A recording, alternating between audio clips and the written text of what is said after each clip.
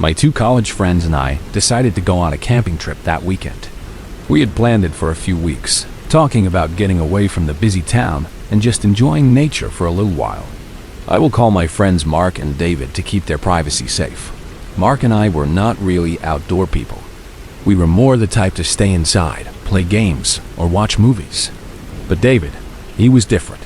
He loved the woods. He knew all about camping and hiking, so he was the one leading us on this adventure. He said he knew a perfect spot, hidden away by a river. It was a couple of miles through the thick woods, a place where no one else usually went. He had found it years ago, he said, a large open field right at the edge of the river, with the woods wrapping around it like a dark green blanket. That was where we would set up our camp. The drive out of town was long, but as we got closer, the air felt fresher, and the world seemed to slow down. We parked David's old truck at the beginning of a narrow, unmarked trail. The trees here were tall, their leaves rustling softly in a light breeze. It was late morning, and the sun was warm on my skin. We grabbed our backpacks, heavy with tents, sleeping bags, and food. The hike into the woods was tougher than I thought. My shoulders started to ache almost right away, and my feet felt tired. David, though, seemed to glide through the trees, always a few steps ahead, like he was part of the forest itself. Mark and I struggled to keep up, tripping over roots and ducking under low branches. After what felt like a very long time, maybe an hour or two, the trees started to thin. The path opened up, and then, suddenly, we were there. A wide, flat field stretched out before us, bathed in sunlight. On one side, the dark line of the woods, and on the other, the quiet, flowing river. David was right. There was no one else there. The silence was deep, broken only by the chirping of birds and the gentle sound of the river. It was beautiful, peaceful, and also a little bit unsettling in its emptiness. We decided to set up our camp right in the middle of the field. This way, we were far from the dark edge of the woods and also a good distance from the river. We wanted to feel safe out in the open. We unfolded our tents, wrestling with poles and fabric until they stood tall and proud. My tent was a small green one, just big enough for me and my sleeping bag. Mark and David had their own, similar to mine. Once the tents were up, we started gathering dry wood for a campfire. The crackle and warmth of the fire felt good as the afternoon began to fade into evening. We pulled out some drinks and sat around the fire, talking and laughing, feeling like true adventurers. The early evening light turned the sky orange and pink, painting the clouds with soft colors. A little while after we had settled in, maybe an hour or two, I happened to look towards the edge of the woods. My eyes were just wandering, taking in the scene. That is when I saw them. Some people. They were out by the tree line, moving slowly, blending into the shadows cast by the tall trees. They looked like hunters. Their clothes were dark, dirty, and they carried large backpacks. They seemed to move with a quietness that felt practiced, like they knew the woods well. I could not see any rifles, though. They were pretty far away, so maybe I just could not make them out clearly in the dimming light. I pointed them out to my friends. "Hey, look over there," I said, my voice a little lower than before. David, who was usually calm and confident, got a puzzled look on his face. He squinted his eyes, trying to see where I was pointing at. After a moment, he shook his head. "Hunting in these woods is illegal," he said, his voice serious. "And it is not even hunting season right now anyway." He seemed truly concerned, much more than I expected. He knew these woods, and something about what he saw, or did not see, bothered him greatly. Mark, always trying to keep things light, joked that David was taking it too seriously. We went back to our random conversations, but an uneasy feeling started to settle in my stomach. The sight of those figures, combined with David's strange reaction, had pricked the bubble of our carefree mood. I kept glancing towards the tree line, but the figures were gone, melted back into the shadows. A few more hours passed. The sun had completely disappeared now, and the stars were starting to speckle the dark sky. The air grew colder, and the fire felt even more comforting. But the long hike and the day's activities had really worn us out. We all agreed to call it a night. We cleaned up our small camp, making sure the fire was safe, and then each of us crawled into our own tents. Not being used to sleeping outdoors, I found it really hard to fall asleep. The thin material of the tent felt like nothing, offering no real protection from the vast open night. I could feel every small bump under my thin blow-up mattress. Every rustle of leaves, every distant hoot of an owl sounded much too close. Something about being out in the open, in a tiny tent, on a thin mattress, just had me feeling off. My mind raced with small, unimportant thoughts, but underlying them was a growing sense of unease.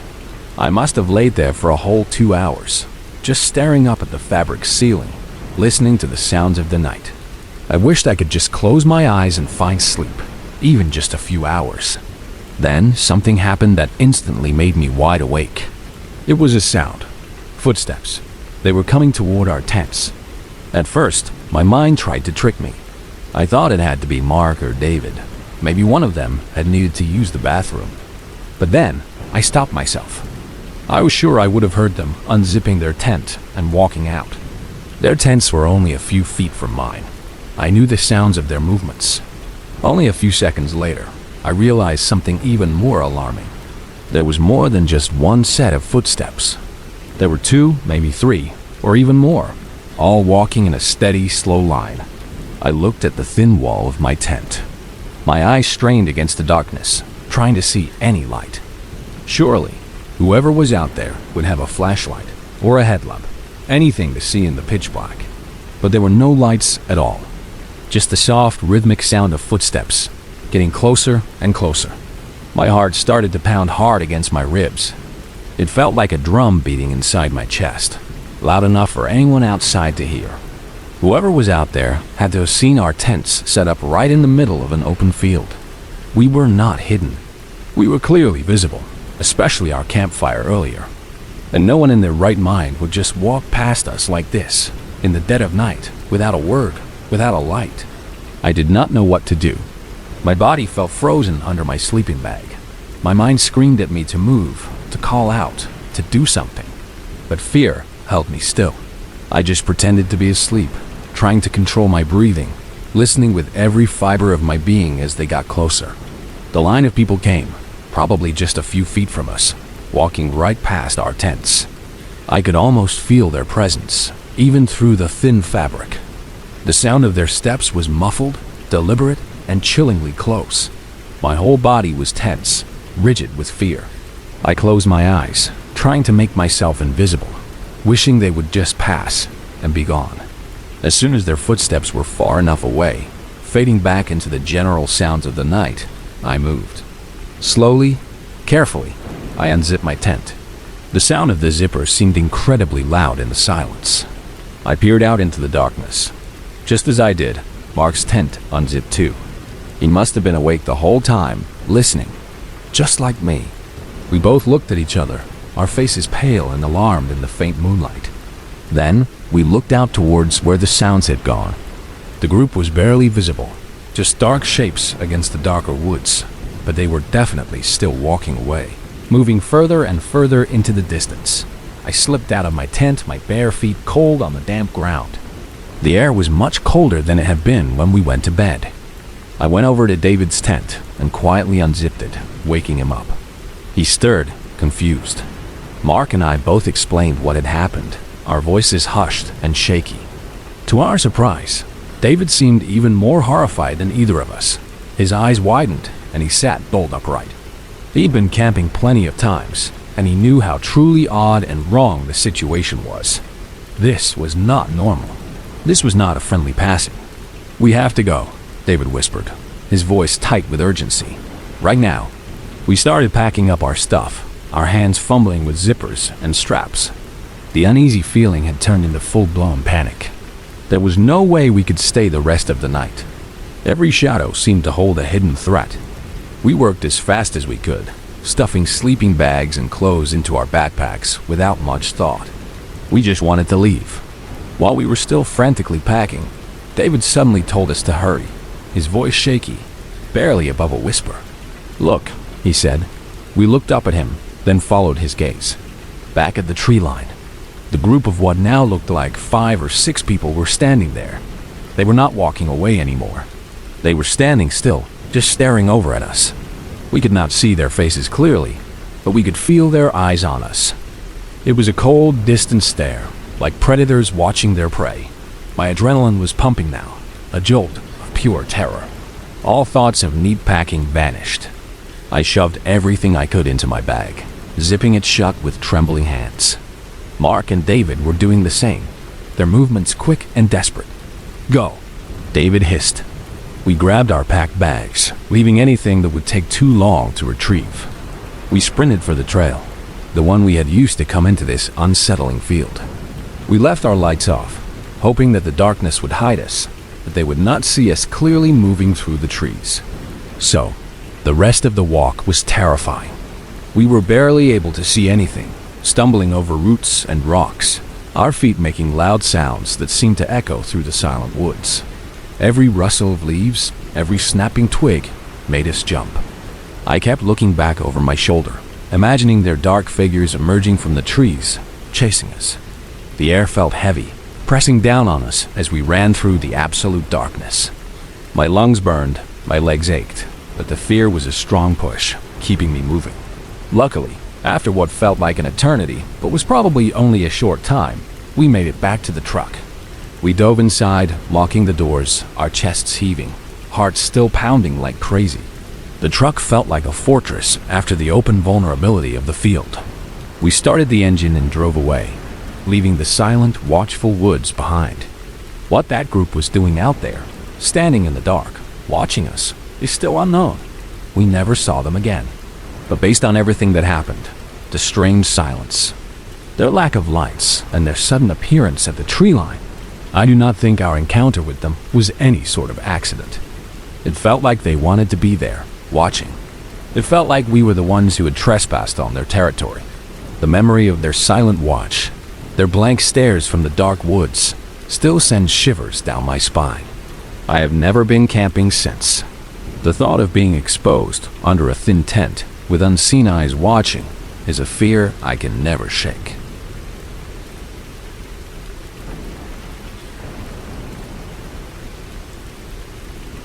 This happened a long time ago, when I was 13 years old.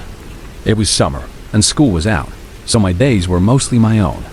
I spent pretty much all day playing on my gaming console, a PlayStation 3, or watching whatever was on the television. Sometimes, if the weather was nice, I would go outside and hang out with some friends, but this particular day was rainy. A steady gray drizzle had been falling since morning, so I was hunkered down inside, enjoying the quiet of the house. My dad always worked late, usually until 10 o'clock at night. My mom was a nurse, so her schedule was all over the place. She could be working days, nights, or even long shifts. Most of this day, I was lost in a video game, my eyes glued to the screen. But around 7 o'clock in the evening, my stomach started to rumble, so I decided to go to the kitchen to make myself some food. While I was standing there, stirring something on the stove, a sound came from the front door. A knock. It was a firm, clear knock. I did not really want to answer it. As a kid, I was always nervous when someone was at the door, especially if I was home alone. My heart would always beat a little faster. So, I waited a minute, trying to be as quiet as possible, hoping whoever it was would just leave. But they did not. They knocked several more times, each knock a little louder, a little more insistent.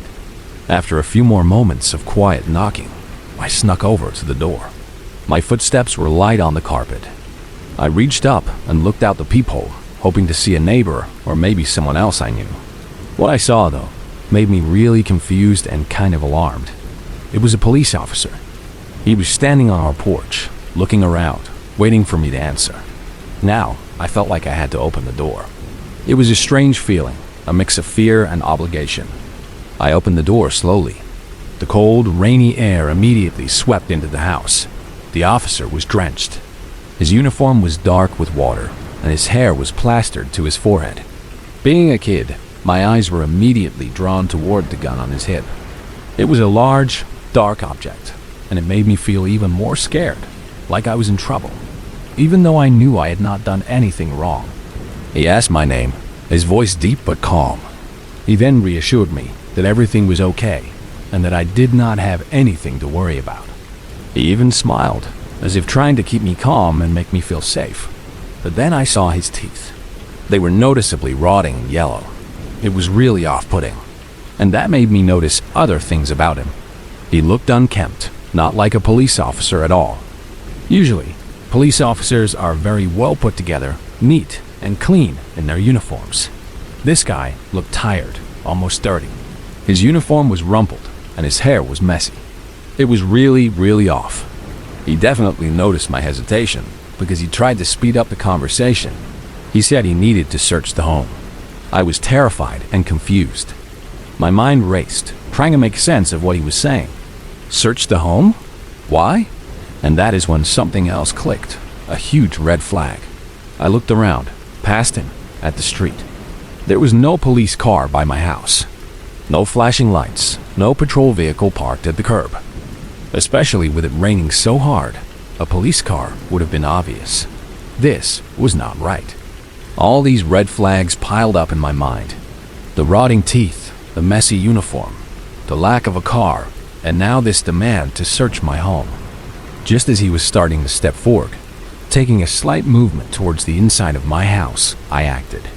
My hand shot out, and I slammed the door shut with all my might. The sound echoed through the house. I immediately twisted the lock, a heavy bolt sliding into place. He did not even try to say anything else. There was no shout, no question. Instead, he immediately slammed something against the door. It was a hard, heavy impact, loud enough to shake the entire door frame and push me back a little. The force made the whole house vibrate.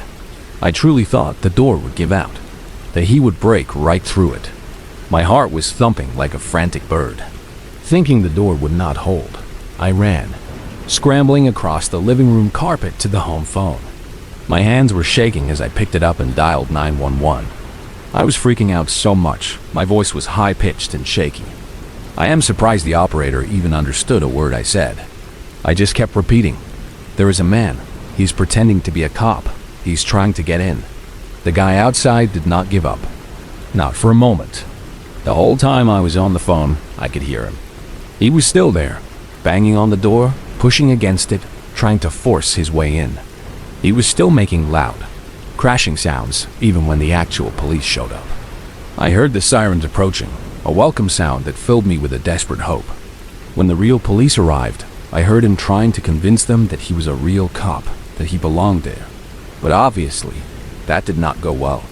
He was taken in, quickly arrested. Initially, my parents did not tell me much about the charges against him. They probably wanted to protect me, to keep me from being even more scared. They just said he was a bad man and that he would not bother us again. But a few years later, when I was a bit older and could understand more, they told me the full story. During the interrogation, the man admitted to attempting to kidnap me. He had planned to take me, to force me out of the house. It was a chilling thought. If I had been any more trusting, if I had not noticed those strange details, if I had just let him in or believed his fake smile, I do not know where I would be right now. The memory of his yellow, rotten teeth and his intense, fake calm still haunts me sometimes. It taught me a very hard lesson about trusting my gut, about looking closely at things that feel wrong. That day, my fear and those small, strange details saved my life. I think about it often, even now, how close I came to something truly terrible.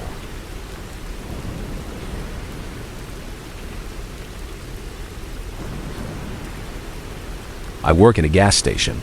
I have been there for several years now, and I have seen all sorts of people and strange things during the late-night shifts. This particular night started like all the rest, one that I assumed would be just a normal, quiet closing shift. I came in at 8 o'clock in the evening and took over for the day worker, who went home right away, eager to escape the bright lights and the smell of gasoline. The first couple of hours went by quickly. There were still customers coming in regularly, usually to buy a few things like snacks or drinks, or to pay for their gas with cash inside. The sounds of the pumps clicking and the bell over the door chiming were constant, a steady rhythm that made the time pass. But then, between 11 o'clock and midnight, things started to slow down significantly. The flow of cars stopped. The only sounds were the hum of the refrigerators and the quiet murmur of the radio. It began to feel like the shift was dragging on, stretching into an endless period of waiting. I kept myself busy for another hour, or at least I tried to. I stocked whatever shelves I could find, wiped down the counters, straightened the magazines. But then there was nothing left to do. I was left with the dreaded second half of my shift, the long, slow, boring hours until morning. It was always slow, boring, and just not enjoyable. The silence pressed in, making the minutes feel like hours. Around 1 o'clock in the morning, a car pulled in. It parked in one of the spaces by the entrance door, not at the gas pumps. A few other cars had come through recently, but they had just stopped to get gas real quick and then driven off. Very rarely would someone actually park in the spots and come into the store this late into the night. It immediately caught my attention. I stood up straight from my slump behind the counter and tried to rub the tired look off my face, expecting them to come in a couple of minutes. A couple of minutes went by though, and they did not come in. My eyebrows furrowed slightly. This was odd. Usually, people came in right away. I leaned over the counter and looked out the large glass door. I could not really see anything. The strong reflections on the door from the interior lights of the store were blocking any way for me to see inside their car. The windows of the car just looked like dark mirrors. Maybe they were just taking a break from a long drive, I thought. Maybe they were just resting their eyes. I did not bother caring too much about it. It was not my problem. I sat back down behind the counter and pulled out my phone. I spaced out, scrolling through random articles and videos, trying to pass the time. My mind drifted, just absorbing whatever nonsense was on the screen. I did this for probably 20 or so minutes. During that entire time, I never heard anything. No car door opening, no footsteps, no chime of the entrance bell. I did not see anything either, not even a shadow moving outside. But then, eventually, I looked up from my phone, and my heart almost stopped. There was a guy inside the store. He was standing in one of the aisles, near the snack section, and looking right at me. He was just standing there, perfectly still, his eyes fixed on mine. His eyes darted away as soon as I saw him, breaking the intense stare. This guy looked like he was in his mid-40s, maybe a bit older. He had a dark jacket on, a bit too heavy for the mild night, and a scruffy, unkempt beard that seemed to hide part of his face. His hair was long and greasy. My mind raced. How in the world did he get in here? I never saw or heard him enter. The bell above the door, which was designed to chime every time someone came in, had not made a sound.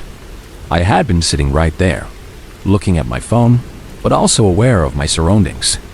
I was sure no one had come through the front door. While my mind was racing, trying to figure out what was happening, I just watched as the man kept walking around. He was moving slowly through the aisles, like he was browsing, but his head kept turning. He glanced over at me a few times, quick, darting looks, to see if I was looking at him. It felt like he was planning to do something as soon as I looked away, like he was waiting for me to be distracted. His movements were too deliberate, too quiet. Then, after just about 30 seconds of this strange behavior, he suddenly hurried toward the front door. He moved with a strange burst of speed, almost a run, and then he was outside. He did not look back. I got up, my chair scraping loudly against the floor, and ran to the counter to look out. This was when I noticed the car was still there, parked in the spot, but the guy walked right past it. He did not get in. He just kept walking straight out onto the road, until I could no longer see him in the darkness beyond the glow of the gas station lights. He just walked away into the empty night. My mind was a blur of confusion and a growing sense of dread. I immediately went to the cameras. We had a good security system, and I needed to see how he got in, to figure out what was going on. It only took me a minute to find the footage. I fast-forwarded through the past 20 minutes. There he was. The video showed him slowly and quietly getting out of the car. He did not open the door with a loud click. He seemed to ease it open, then shut it with care. Then, instead of walking towards the front door, he went to the back of the gas station. There were no cameras back there, so I lost sight of him. But I knew what was back there. The back doors. Those doors were never locked. We always kept them unlocked because the gas station was technically always open, 24 hours a day, even though the main retail area closed. Drivers could still pay at the pump. We were supposed to keep those doors locked at night, but they were old, and the locks were broken anyway. What was really odd, really unsettling, was the time difference. There were 15 minutes between the time he went around to the back of the building and the time he walked out onto the sales floor, appearing seemingly out of nowhere. 15 minutes. What was he doing back there for 15 minutes? Just standing around? Hiding? Planning? The thought sent a chill down my spine. I called the police. They came quickly, arriving within minutes. I explained everything, my voice still shaking a bit. They helped me investigate. We checked the back door, confirming it was unlocked. We looked through the footage again. Ultimately, they found that the car he had left behind was a stolen vehicle, reported missing months ago. That meant he had been driving a stolen car for a long time. The police did not know anything about the guy himself, or his motives for sneaking around the back like that. They said he might have been scouting for a robbery, or perhaps something worse. He clearly had something else intended for that night. He did not come in through the front. He did not even get in the stolen car he left behind. He just vanished into the night. I think I was really lucky that, for one reason or another, he decided not to go through with it. Maybe my looking up at him, making eye contact, startled him. Maybe he heard the approach of a car outside, even if I did not. Maybe his plans changed. I do not know. But the memory of him, standing still in that aisle, watching me, and then the 15 minutes of unexplained time he spent lurking in the back, makes me shudder even now. I still work at that gas station, but every late night, I check those back doors, and I listen more carefully for the chime of the front door. I am always looking over my shoulder now.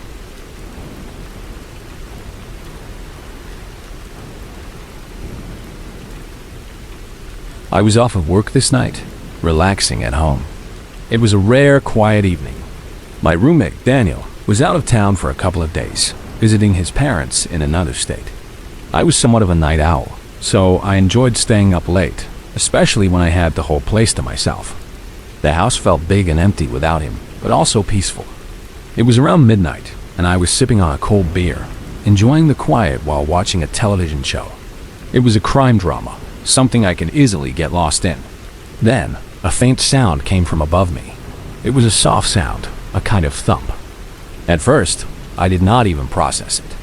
My body just ignored it, dismissing it as something normal. Maybe the old house settling, or a branch hitting the roof in the gentle breeze. But after a few seconds, it kind of hit me. I realized what it was, and that it could not have been Daniel, like it usually would have been. If Daniel was home, I would just assume it was him moving around upstairs, getting a drink, or going to the bathroom. But he was not home. He was miles away. I looked up at the ceiling, my eyes fixed on the spot directly above me. I muted the television, the sudden silence in the room feeling heavy. I wanted to try and listen for it again, to confirm what I had heard. A few seconds went by, and there was nothing. Just the deep silence of the house. The sound had been so soft though, and with the television being on when I heard it, I really had no idea what it could have been, or even exactly where upstairs it came from. My mind tried to find an explanation. Was it the wind? Was it the house? Was it just my imagination playing tricks on me in the quiet house?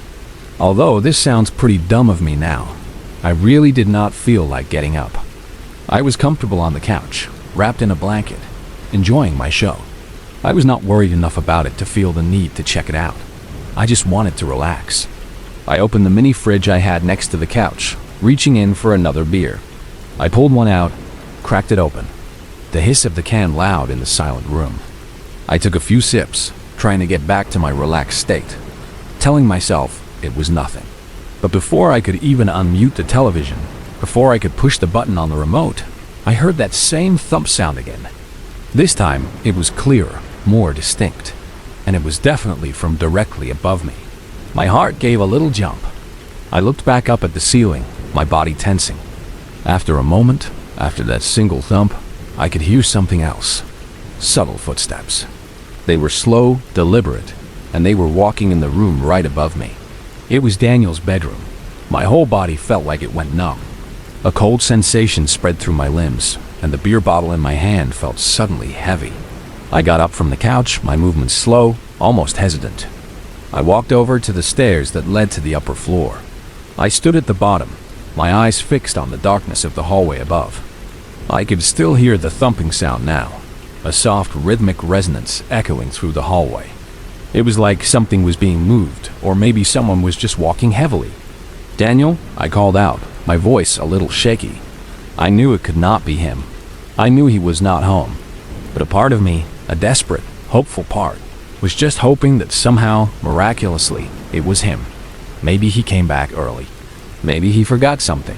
After there was no reply, just the continuing, unsettling sounds, I started scaling the stairs. My hand found the light switch on the wall, and I flicked on the lights to the upstairs hallway. The sudden brightness seemed to push back the shadows. The hallway was empty. My eyes scanned every corner. But then I saw it. The door on the far end, to Daniel's room, was open. It was wide open. I was 100% certain that I had closed it the day he left. He was very particular about doors, and I had not been in there since he left. So there should be no reason it was open right now. No reason at all. My heart was pounding like a drum in my chest. Each beat felt heavy, loud. I walked through the hallway, my footsteps echoing in the silence that seemed to have suddenly fallen over the house, silencing the thumping and footsteps from above. I reached Daniel's doorway and looked inside his room. It looked the same as it did when he left. Everything was clean, neat, nothing was out of place. His bed was made. His desk was tidy. It looked completely normal. I then went around and checked every other room upstairs. The bathroom, the guest room, the small office. Still, I found nothing. No signs of forced entry. No open windows. Nothing that could explain the sounds or the open door. It was as if something had just appeared, made those noises, opened the door, and then vanished into thin air. I did not sleep that night. Not a wink. I spent the next couple of days on edge, my nerves frayed, as I waited for Daniel to get home. Every creak of the house, every whisper of the wind, made me jump.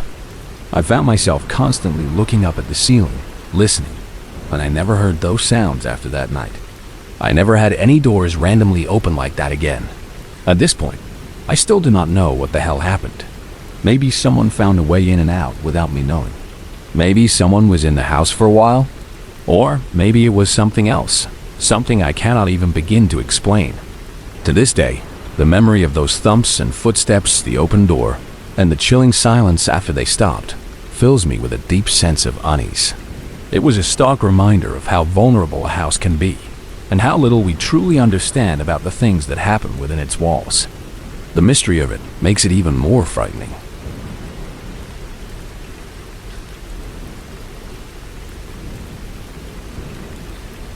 My name is Leo, and I work for a pizza shop in my small town. It is not a very big place, just a few tables inside and a busy delivery service. I do not do deliveries myself, but I do mostly everything else there is to do inside the shop. I make the pizzas, stretching the dough, and topping them with fresh ingredients. I organize the stations, making sure everything is clean and ready for the next rush. And I get all the closing tasks done every night before I leave, from scrubbing floors to counting cash. My interactions with customers are usually pretty minimal. We have a few high school kids who work the front counter, taking orders and handling payments.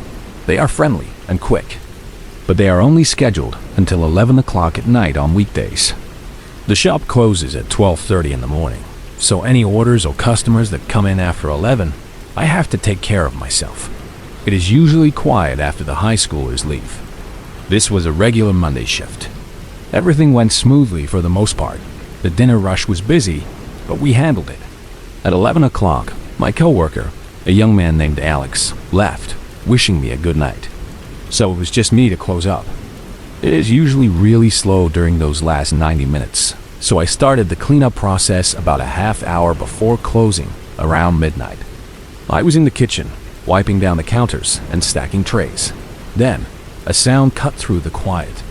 The phone rang. My heart sank a little. I prayed it was not for a last-minute order, something complicated that would take forever to make. I walked to the front counter and picked up the phone. "Thanks for calling, this is Leo. How can I help you?" I said, my voice practiced and polite. Right after I finished, there was a quiet pause on the other end. No one spoke. Then, they hung up. Just a click. I put the phone down, muttering a few choice words under my breath. Immature kids, I thought, assuming it was a prank call from a couple of teenagers bored on a Monday night. I went back to the kitchen, where I was cleaning. Not even 30 seconds later, the small bell above the front door jingled. It was loud and clear, announcing someone's arrival. The timing was annoying. I put everything back down, my rag still in my hand, and walked back to the front counter, a sigh escaping my lips. A guy was now standing at the counter. He had a heavy, dark coat on, zipped up high, and a black beanie pulled down over his shaggy, dark hair. He looked like he was trying to hide himself. His eyes, though, were what really put me off. They were wide open, unnaturally so, like he had not slept in days. Dark circles and bags hung heavy under them, making him look tired, but his eyes themselves were alert, almost wild. How can I help you?" I said, standing a couple of feet from the counter. I kept a slight distance. His presence felt wrong. "I'd like to place an order right now," he said. The way he said it was odd. His voice was flat, almost emotionless, but his eyes held an intense, disturbing stare. It very obviously told me that something was wrong with him. He did not sound like a normal customer. He sounded off. I forced myself to stay calm. "Okay," I said, trying to sound normal. "What would you like?" But it almost seemed like he was not expecting me to say that. His wide eyes just continued to hold this disturbing stare at me. He struggled to respond, like my simple question had thrown him off balance. He just stood there, staring. I looked away out of discomfort, my gaze shifting. My eyes fell on his hand. It was partially out of his jacket pocket, resting on the counter. He was holding a knife. It looked like a typical kitchen knife, probably about 8 or 9 inches long. I think he was trying to hide it, but I could clearly see the handle in his hand, and part of the silver blade was sticking out of his pocket, glinting under the fluorescent lights. I felt my stomach drop, a cold, heavy feeling. Blood rushed from my face, making me feel lightheaded, almost like I was going to faint. My legs felt weak. I looked back up at his face. His eyes were still staring at me, fixed, unblinking. But his face was stiff and emotionless, a blank mask that made him even more terrifying. He was not looking at the menu. He was looking at me, and he had a knife.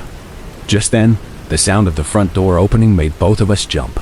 The jingle of the bell seemed incredibly loud. Both of us looked over. It was some other random customer, a man in his 50s, walking into the shop. He immediately seemed to realize something was wrong. His eyes went from me to the man with the knife and back again. He stopped in place, stumbling over a few words, a surprised gasp escaping his lips. The guy by the register, the one with the knife, suddenly broke his stare. He walked past the new customer, moving quickly, almost running, and then he was out the door. He did not say anything. He just left. I used a phone to call 911, my hand still shaking as I dialed the numbers. I tried to explain to the other customer what had happened, my voice still a little wobbly. We both watched out the window as the guy got into his car, a dark sedan parked in a far corner of the lot, and sped out of the parking lot. The tires screeched as he turned onto the street, vanishing into the night. That was the last we saw of him. The police arrived quickly. I told them everything, showing them the spot where he stood, describing his strange eyes and the knife. They took my statement and the other customer's statement. They checked the cameras, but his face was obscured by the beanie, and the lighting was not great. What I think happened was this. He must have parked outside the shop and watched in the window, seeing that I was alone, working by myself. Then, he called us. Once he saw that it was me answering the phone, and no one else was around, I guess he knew I was alone. That is when he walked in. If not for the random customer walking inside in that exact moment, I do not know what would have happened. He was clearly insane and armed with a kitchen knife. His intentions could not have been good. The thought makes me sick to my stomach. Since then, I still work at the pizza shop. But I have not seen him come back. And I really, really hope I never do. Every time the phone rings late at night, a little shiver goes down my spine. Every time the front door bell jingles, I look up quickly, my eyes searching for any sign of that blank stare, that hidden knife. The incident left a lasting mark, a constant reminder of how close I came to something truly terrible in my quiet, small town. The memory of his wide, unblinking eyes and the glint of the knife is burned into my mind. I am grateful for that random customer, a stranger who saved me without even knowing it.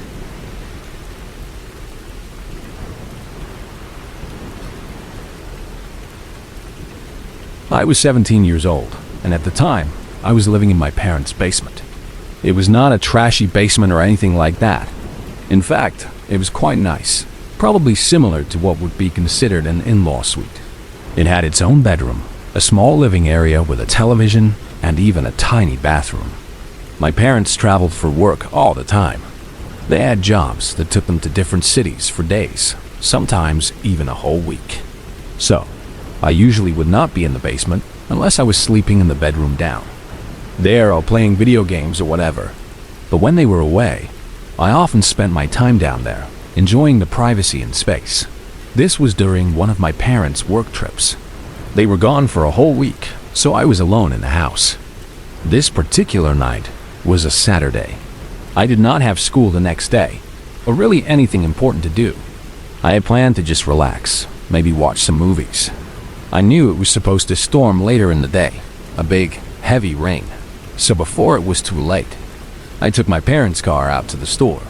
I needed to get some food to make for dinner, something comforting for a rainy night. While I was driving back home, the storm rolled in. It hit quickly, a wall of wind and rain. The roads were not busy, thankfully, because even with the windshield wipers going at the fastest setting, it was still incredibly difficult to see through the sheeting rain. Large puddles formed quickly on the asphalt. I pulled into our driveway, a long, winding stretch of gravel, and then ran to the front door, dodging the falling rain as best I could. I got inside, shaking the water from my clothes, and quickly dried off. The house felt warm and safe, a cozy haven from the stormy weather outside. I went straight to the kitchen. The kitchen was on the main floor of the house. I turned on the oven so I could start making dinner. But almost right away, I heard something below me, a sound from the basement. It sounded like something falling over, like maybe a box or something heavy had toppled. My first thought was that there might be a leak down there, perhaps a burst pipe or water coming in through a window. I got really worried about a possible flood, knowing how much damage water could do. So, I quickly went to the basement door, which was located in the kitchen. I opened the door and flicked on the light switch for the basement stairs. The dim light cast long shadows as I walked down the steps. I listened carefully, but I did not hear anything now. No running water, no drips, no other sounds. When I got to the bottom, everything looked okay. No puddles on the floor. Nothing seemed out of place in the main area of the basement, where I had a small couch and a television set up. It all looked just as I had left it. I walked through that main area, my eyes scanning for any sign of water or damage. Then I went to the storage room. This was the only unfinished part of the basement. It was just a concrete floor and bare walls, where we stored a bunch of old boxes and other junk. It was usually dark and dusty. I opened the door to the storage room and looked in. At first, it all looked normal. Boxes were stacked neatly against the walls. I was actually really confused now about what I could have heard. All the boxes seemed to be stacked up still, and nothing was on the ground. I started to think maybe I had imagined the sound, or that it was just the storm making strange noises. But after a quick walk through the small room, my eyes scanning each stack, I noticed something really strange. One of the boxes, a large cardboard box sitting right on top of a stack in the middle of the room, was open. Its flaps were bent back. When I looked inside, everything was scattered all over the place. This box was full of old trophies that my parents had kept from their school days and various sports leagues, and almost all of them were broken. Their plastic figures were snapped off their bases, the metallic coating scratched and dented. It looked like the box had fallen or been thrown and broken everything inside, and then someone had quickly and carelessly tossed everything back in. It was not a neat job. It was clear someone had tried to quickly fix it or hide what they had done. I felt a surge run through my body. A cold dread. My stomach tightened. I just stared at that open, damaged box and realized what this meant. It was not the house. It was not the storm. Someone was here, Someone had been here. I looked up, my eyes suddenly wide, and started scanning the entire room, my head swiveling. The room felt much smaller now, much more confining. It felt like suddenly all I could think about was how loud the storm was outside. The rain hammered against the small, high windows, and the wind howled around the house. It was so loud, making it impossible for me to listen for anything else inside the house, which only got me more panicked. I was trapped, with loud noises covering any other sounds. I started to back up slowly, one step at a time, towards the door of the storage room. My heart was thumping a frantic rhythm against my ribs. And just as I did, as I took another step back, one of the boxes in the back of the room, hidden behind a tall shelf, was knocked onto the ground with a soft thud. And from behind it, a dark figure emerged. A guy. He came running right at me. Pure terror seized me. I booked it for the stairs, turning and sprinting as fast as my legs could carry me. There is nothing, I have to say, nothing more terrifying than hearing his footsteps climbing the stairs just a few feet behind me. His heavy steps thumped on the wooden stairs, each one closer than the last. I could almost feel his breath on my neck. The fear really got to me. On the last step, I slammed my foot on the stairs. I tripped. My legs tangled, and I fell straight on the ground at the top of the stairs, hitting the hard floor with a painful thud. Every horrible scenario just rushed through my head in that moment. I thought he would be on me, that he would grab me, that I would not be able to get away. But when I turned around, scrambling on the floor, the guy came up to the top of the staircase, reaching the landing. He looked at me for a split second, his eyes wide. Then he immediately ran for the front door. He just ran out of the house, disappearing into the storm. I got up, my body shaking, my leg throbbing where I had fallen. I rushed to the front door and locked it behind him, twisting the deadbolt, adding the chain lock, anything to make sure he could not get back in.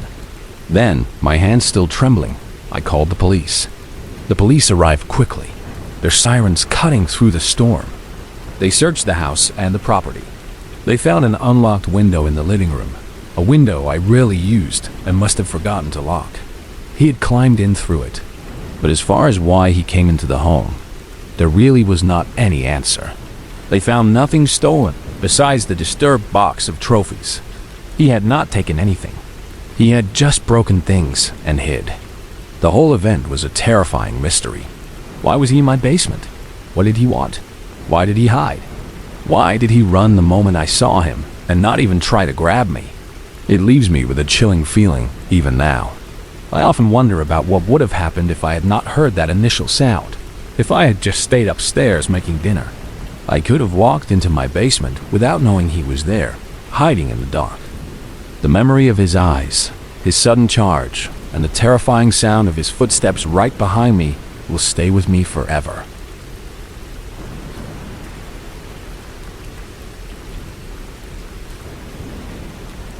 I was getting out of work late that night. It had been a particularly long day due to a recent security issue at our company. It had everyone working overtime, checking systems, and double checking everything. I was exhausted, my eyes burning from staring at computer screens for too many hours. I would usually take the train to and from work, but since I knew I would be out past the train's running hours, I had to drive my own car. My workplace was in the heart of the city, and my home was far out in the quiet suburbs. It was nearly an hour to get home, a long drive when you are already tired. As I was getting out of the city, the traffic thinning and the bright lights giving way to darker roads, I happened to glance at my gas gauge. My heart sank. It was almost empty. The needle was hovering dangerously close to I. I did not remember it being this low before work. But I could have been too tired, too focused on getting to my desk, to have even noticed it. I usually fill up on my way to work. I knew there was a gas station by my house, a reliable one I always used, so I was just going to fill it up there. It was only about 10 more minutes of driving. I figured I had enough. But 10 minutes later, an alert came up on my dashboard. A bright orange light flared on, telling me I was extremely low on fuel. My car began to stutter. The engine coughed and sputtered. It had gone down way more than it should have in such a short time. It was as if the gas was just pouring out of the tank. Within a minute, My car was barely running, struggling to move forward. I pulled over to the side of the quiet, dark road, and just as I put it in park, the engine cut out completely. Silence fell around me, broken only by the distant hum of the city. I was both worried and frustrated. Like, how the hell was this even happening? My car had been perfectly fine this morning. I took out my heavy-duty flashlight from the glove compartment, its beam cutting a bright path through the darkness. I got out of the car, my feet crunching on the loose gravel shoulder of the road. The issue took less than 5 seconds to find. There was gas clearly leaking from under the car, a dark, growing puddle on the asphalt. I had no idea how this could have happened. Everything was fine earlier. Before I could do much thinking, before I could even figure out what my next step would be, a truck pulled up behind me. Their headlights were off. They parked unnervingly quickly, too. There was no hesitation, no slow approach. It was like they had been waiting, or like they knew. I stood up straight, my flashlight still in my hand, and looked at their windshield. I could see a couple of dark figures moving around in there, vague shapes behind the tinted glass. "I'm okay, guys. Do not need any help," I called out, my voice trying to sound confident, but a nervous tremor ran through it. But they did not pay any attention to my words. They kept moving around inside the truck, their movements quick and indistinct. Then one of the doors opened, the driver's side. A guy got out. He was tall, maybe 6 feet, and his body was bulky. The other figure or figures stayed in the truck, hidden from my view. Ironically, he asked if I needed help as he started walking toward me. His steps were slow and deliberate. The way he said it was weird though, with a strange smirk on his face and a strange, almost mocking tone to his voice. It was not a genuine offer of help. It was something else. Again, I said I did not need anything, my voice firmer this time. But he kept walking, not stopping, until he was right in front of me, standing uncomfortably close. His shadow loomed over me. "Why don't I give you a ride home?" he said, his voice now a low rumble. "It's the least I could do." He gave a creepy, forced smile, his teeth looking too white in the darkness. My stomach churned. This was not right. Nothing about this felt right. I declined his offer, my voice clear despite the pounding in my chest. "No, thank you," I said. "I've already called for a tow truck and someone to pick me up." It was a lie, but I hoped it would make him leave. I quickly got into my car, pulling the door shut and locking it immediately. Disturbingly, he did not leave right away.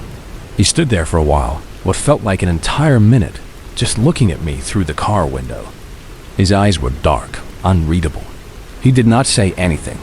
He just stared.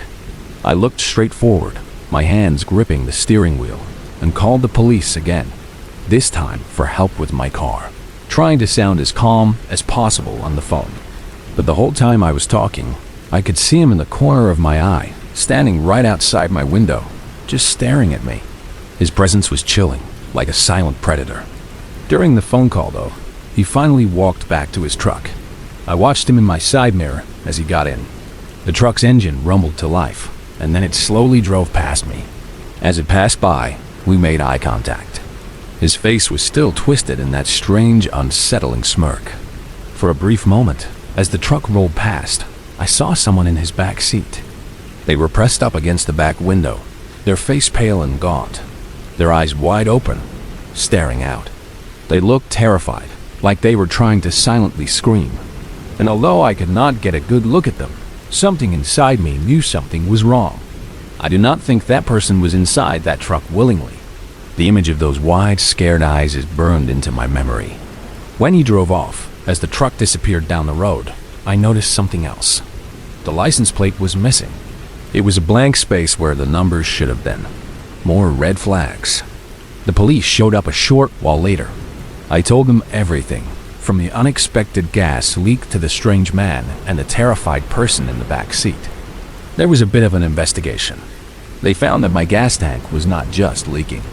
It was stabbed purposefully by someone. There was a clear, sharp hole in the tank, as if a knife or an ice pick had been used. Likely, what happened was the guy planned the whole thing out, following me from the city, waiting for my car to break down, and hoping to get me to accept the ride. He created the problem, then offered the solution. Whether that person in the back seat was truly in danger, we did not know for sure. The police tried to track the truck and the man, but he was never found. The whole incident left me shaken. I often think about what would have happened if I had accepted his offer, if I had gotten into that truck. The image of those wide, terrified eyes in the back seat still haunts my dreams. I now check my gas tank before every long drive, and I am far more careful about who I stop for. The world suddenly seemed a lot more dangerous after that night.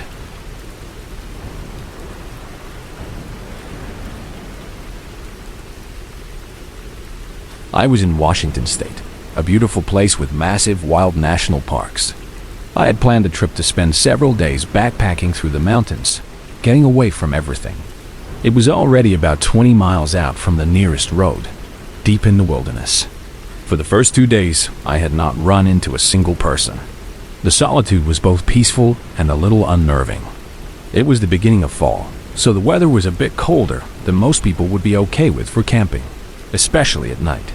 But I had all the necessary equipment: a warm sleeping bag, a good tent, and layers of clothes. I felt prepared. In the morning, the air was crisp and cool. I got up with the first light, made a quick coffee over my small pocket stove, the smell of the brewing coffee mixing with the scent of pine. Then, I packed up my camp and headed out to the next campsite. It was 6 miles out, a pretty far hike in the mountains with steep climbs and rocky paths. The sun was rising higher as I started my walk, painting the sky with soft, rosy colors. 4 hours into this walk, my legs were starting to ache, and my breath came in short puffs. I was winding my way up a particularly steep part of the trail when I suddenly heard footsteps ahead of me. I looked up. Through the trees, I saw a man walking along the trail, coming the opposite way as me. He was moving slowly, with a steady, even pace. I was not really expecting to see anyone out here, so far into the wilderness. But I smiled and nodded as he passed by, a friendly greeting. He did not smile back. He just stared ahead, his face blank. But I noticed something really strange about him.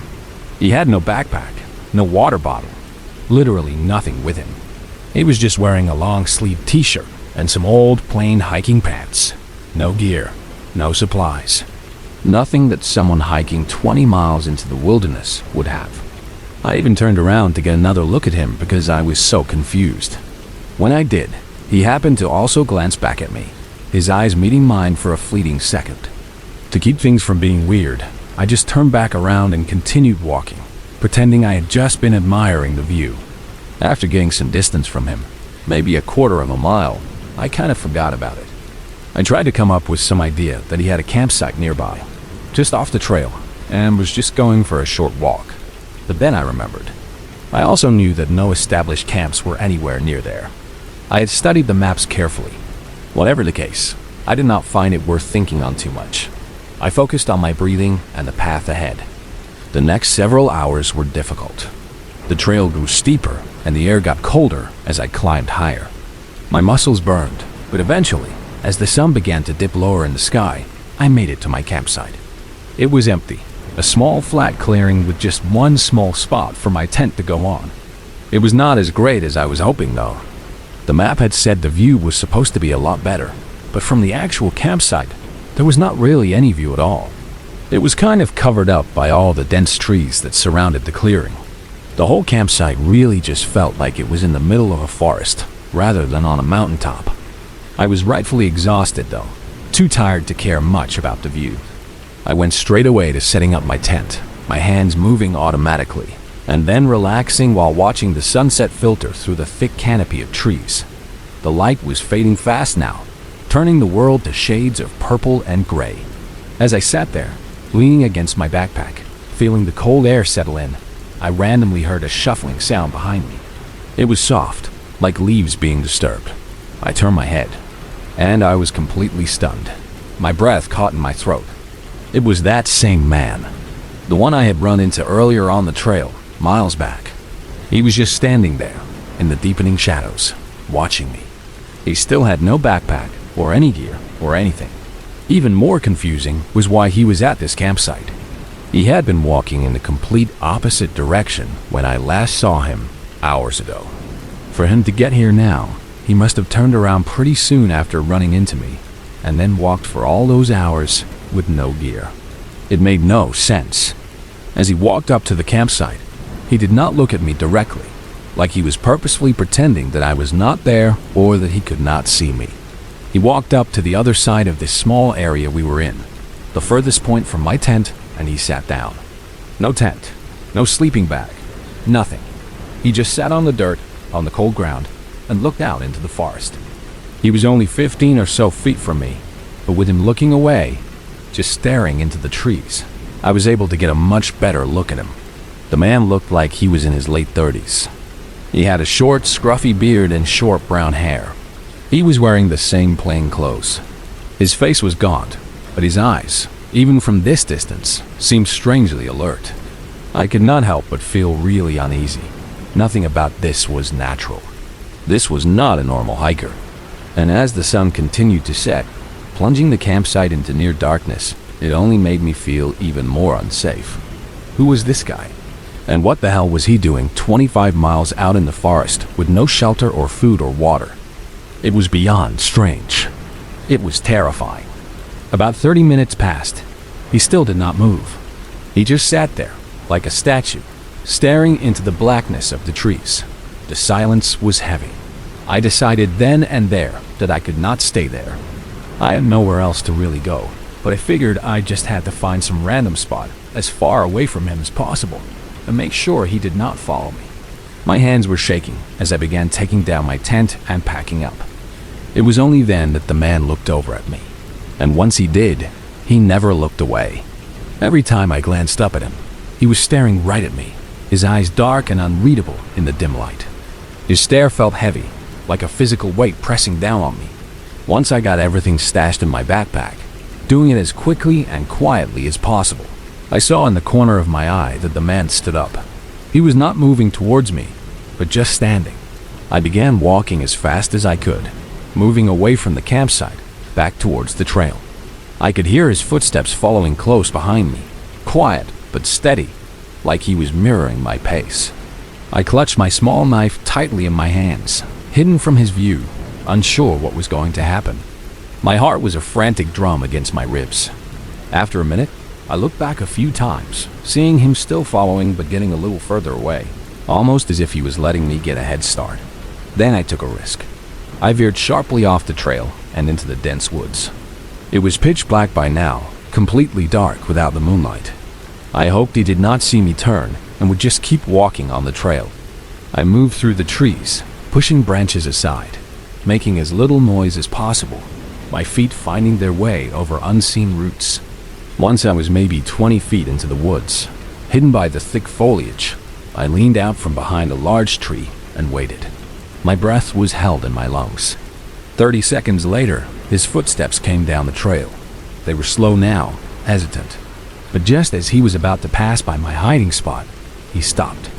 I watched his figure in the dark, a tall, vague shape against a slightly lighter sky. He was looking around, turning his head, as if he knew I was not on the trail anymore. Then, he started yelling. His voice cut through the silence of the night. He was trying to sound friendly, calling out, asking if I was there, if I was okay. This made it even more disturbing. It was a false concern. After about 2 minutes of his strange, friendly-sounding yells, he stopped yelling. But instead of going back to the campsite, he walked straight into the woods on the other side of the trail. His figure disappeared into the blackness, and the woods fell silent once more. The silence was even more chilling than his yells. I must have waited there for over an hour, hidden behind that tree, my body cold and stiff with fear. I did not move. I did not dare make a sound. Finally, after what felt like an eternity, I got up and began making my way back to the trail. I forced my body to push through and skip the next planned campsite, just to be safe. I walked all night, my flashlight guiding me, my mind racing with questions. When I was back in town, exhausted but safe, I put in a report with the local police office. I described the man, his strange behavior, and how he had followed me. They never followed up with me, though. I do not know if that man was living out there in the wilderness, or was trying to rob or kidnap people, or maybe even both. But I am lucky to have gotten away when I did. The memory of his silent watch and then his chillingly friendly voice still sends shivers down my spine. I have not been backpacking alone since.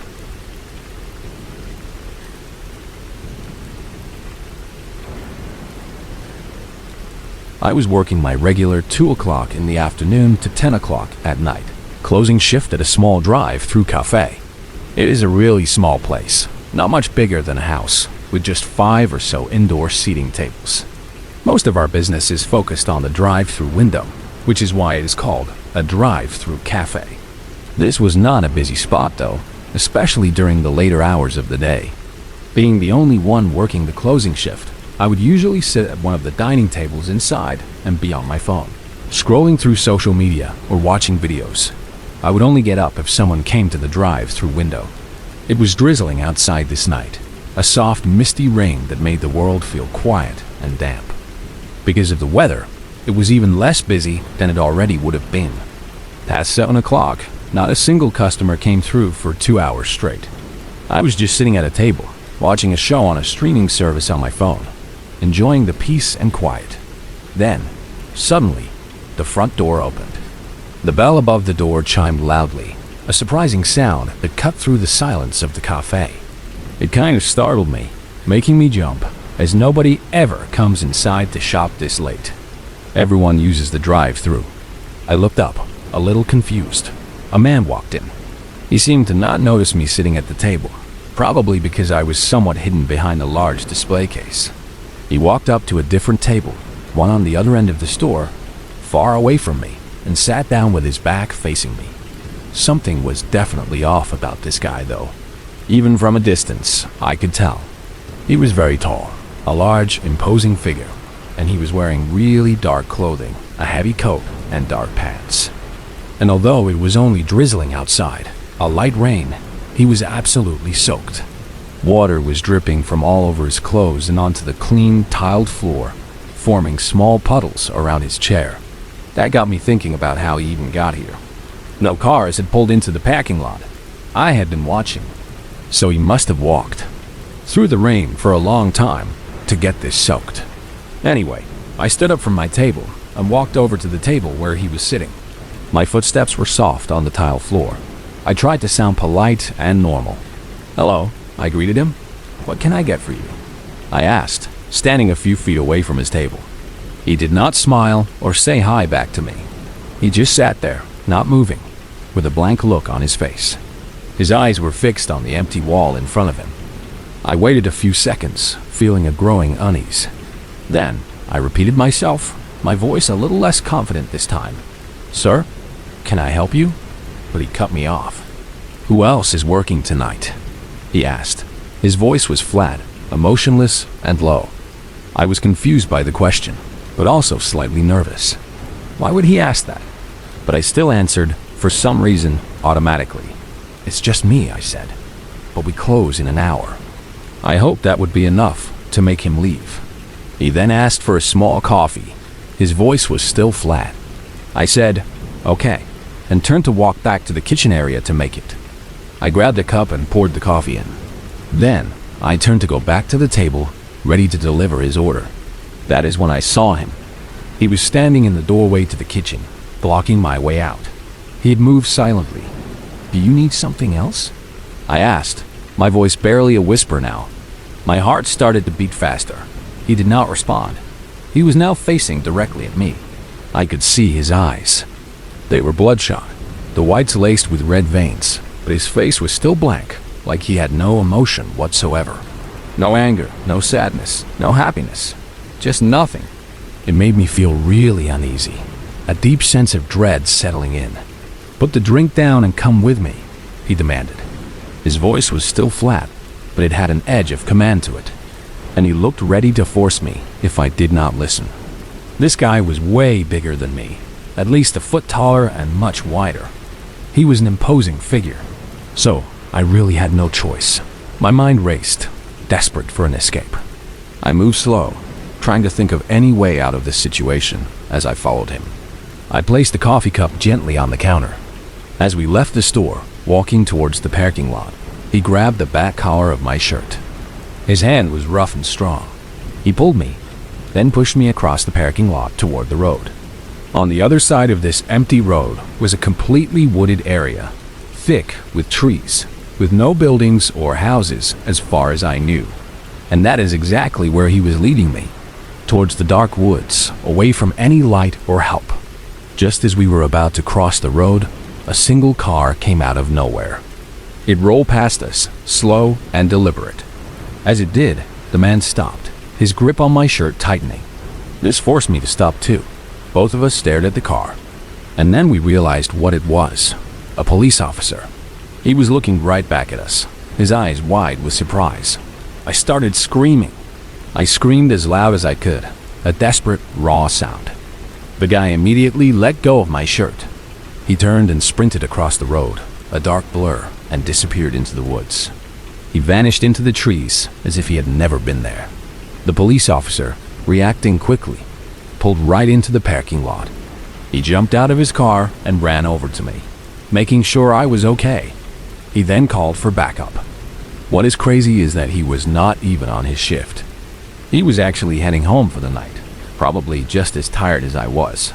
He just happened to see us at the perfect time to save me. If he had even been 30 seconds earlier or later, if he had missed us, I would have been dragged into those woods, unseen, and probably never made it out. Anyway, the cameras picked up some decent footage of him inside the cafe, but not clear enough to identify him fully. As of yet, still nothing has been found. The police have no leads. I will update if anything else happens, but I just hope he does not come back. The image of his blank face, his bloodshot eyes, and the sheer terror of being pulled towards those dark woods still haunts me. I am constantly looking over my shoulder now, especially when I am alone at the cafe. That night changed everything.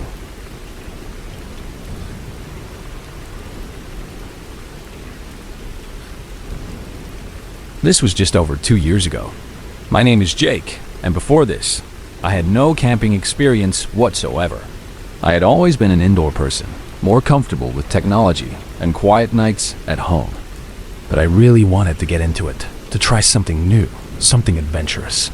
And the only way to get into it is to go out and do it, I told myself.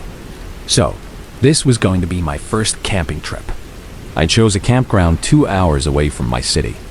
It was one that seemed like it would not be too crowded, which I liked, but also I would not be completely alone. There would be other people around, which I thought would be ideal for my first time, a kind of safety net. I drove up there, the landscape slowly changing from city sprawl to rolling hills and dense forests. I arrived at the trailhead around noon, the sun high in the sky. Then, I hiked for another few hours before getting to the campground itself. It was a nice spot with a central clearing. There were a few park-style benches and a couple of ground-mounted barbecue grills around the site. A few short trails split off from the main clearing and went to smaller, more private campsites where some other people had tents set up. I went down one of these smaller trails, found an empty spot, and put my things down. Then I spent the next hour getting my tent set up correctly, making sure everything was working properly. It was harder than I thought, wrestling with the poles and fabric. By then, a few people were in the middle area, using the grills and chatting. I'm not a super social guy, so I did not feel comfortable just inserting myself into the group. I felt a bit shy. But a half hour later, a guy walked down where I was set up. He was friendly, with a big smile. He invited me to hang with them by the campfire. It was a nice gesture, and he seemed cool enough, so I went with it. I followed him up and met a few of the others that were camping here. Everyone was cool and welcoming, and I felt a bit more relaxed. So, I hung around for another hour, chatting and listening to their stories. But after that, some people started to split ways, heading back to their own tents. I said goodnight to everyone and headed back to my tent as well. It was probably around 7 o'clock in the evening, so just an hour left of sunlight before it would be completely dark. That is when Tim, the guy who had invited me to the campfire, came walking back to my tent. For reference, he was around my age, like mid to late 20s, maybe a year or two older than me. When he came over, he asked if I had ever been to this area before. I said no. This was my first time camping here. Then he asked if I knew about the lake that was nearby. I said no again. He immediately started telling me about this amazing hidden lake. He said nobody knew about it, that it was a super cool spot, completely untouched. He said it was beautiful, and that he was going to head there to catch the last bit of daylight if I wanted to tag along. Again, it seemed like a friendly gesture, and honestly, I was super intrigued. A hidden lake? It sounded perfect. I tossed my stuff back into my tent, leaving everything there. I did not want to carry a lot. Then I followed him. He said it was a 10-minute walk through the woods, so we definitely had enough time before sunset. From the campsite, we followed this really thin footpath through the trees. It was not a defined trail at all, just a narrow track through the undergrowth, but it looked like it had at least been used a few times before. We walked in silence for a few minutes. 10 minutes passed, though, and there was no lake in sight. The woods just continued, thick and endless. Tim also got weirdly quiet. Before, he was very talkative and charismatic, making jokes and friendly conversation. And now, he was suddenly giving one-word responses, if he responded at all. He also kept looking out at the sunset. The light was fading fast, turning the forest floor into a dim, shadowy place. While he could have just been trying to make sure we had time, something in me felt like he was doing the opposite. It felt like he was waiting for the sun to go down completely. My unease started to grow. This was taking too long. After 20 minutes of walking, far past his 10-minute estimate, I started putting some distance between us. I walked a little faster, letting him get a few steps ahead. I was not so sure anymore about what this was, what he was doing. My stomach felt tight, and I could feel my adrenaline kicking in, a cold tingle in my veins. I guess my body knew something was wrong. The sun was just barely lighting up thin rows of light through the trees, making the forest feel even more eerie. And it felt like the forest was so quiet all of a sudden, almost holding its breath. Even the usual sounds of birds and rustling leaves had disappeared. When I thought I had a chance, when I felt like he was far enough ahead and not paying close attention, I turned quietly. I tried to run back the way we came, my feet barely touching the ground, but he immediately noticed. He called out once, in a nicer tone, still trying to sound like my friend. "Hey, where are you going?" he said. But then he quickly turned to frustrated yelling as I could hear him sprinting behind me, his footsteps pounding heavily on the forest floor. There was probably an entire minute of him yelling and chasing me through the woods. He was shouting my name, shouting strange things I could not quite make out. My heart was pounding, fear like a cold hand squeezing my chest. I pushed through branches, stumbled over roots, desperate to get away. Then, I could hear his steps slowing down, almost as if he was running out of breath. And then I heard a loud metallic thud right behind me. I looked back for a split second, a quick glance over my shoulder. I saw what looked like a knife, a glint of metal, ricocheting off a tree a few feet from me. It hit with a sharp sound and bounced off. I guess it was his last-ditch effort to stop me, to hit me, to make me fall, but he missed. After that, I lost him. I did not hear his footsteps anymore. I kept running, not daring to stop, until I burst back into the main campground. I got back to the others, my body shaking, my breathing ragged. I tried to tell them what had happened, my words tumbling out in a rush, disjointed and hard to understand. One of them, seeing my obvious terror, immediately called the police for me. They tried to search for Tim, or whoever he was, but he was never found. In fact, everyone at the campsite said he was already there when they got there earlier in the day. And after a bit of looking, he did not even have a tent anywhere. No camping gear. He had just appeared, like a ghost. He probably targeted me, I think, because I was alone, and he knew I had not had much hiking or camping experience. I had told him that earlier. I was an easy target, someone who would be trusting and naive. Thankfully, I did not have to find out what he had intended for that night. But if he had caught me, I probably would not be here to tell this story. The memory of that hidden knife and his sudden, terrifying chase still sends shivers down my spine. I never went camping again, not alone anyway. The wild can hide dangerous things, and sometimes the most dangerous things are not animals, but people.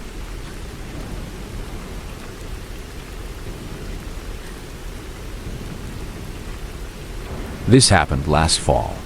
It was toward the end of the season, closer to winter, and where I live, it gets pretty cold. It can even snow sometimes in October, which is earlier than most places. I've been doing food delivery for the past 3 years, so I am used to all kinds of weather, but this night was different. It was around 1 o'clock in the afternoon, and it was lightly snowing outside.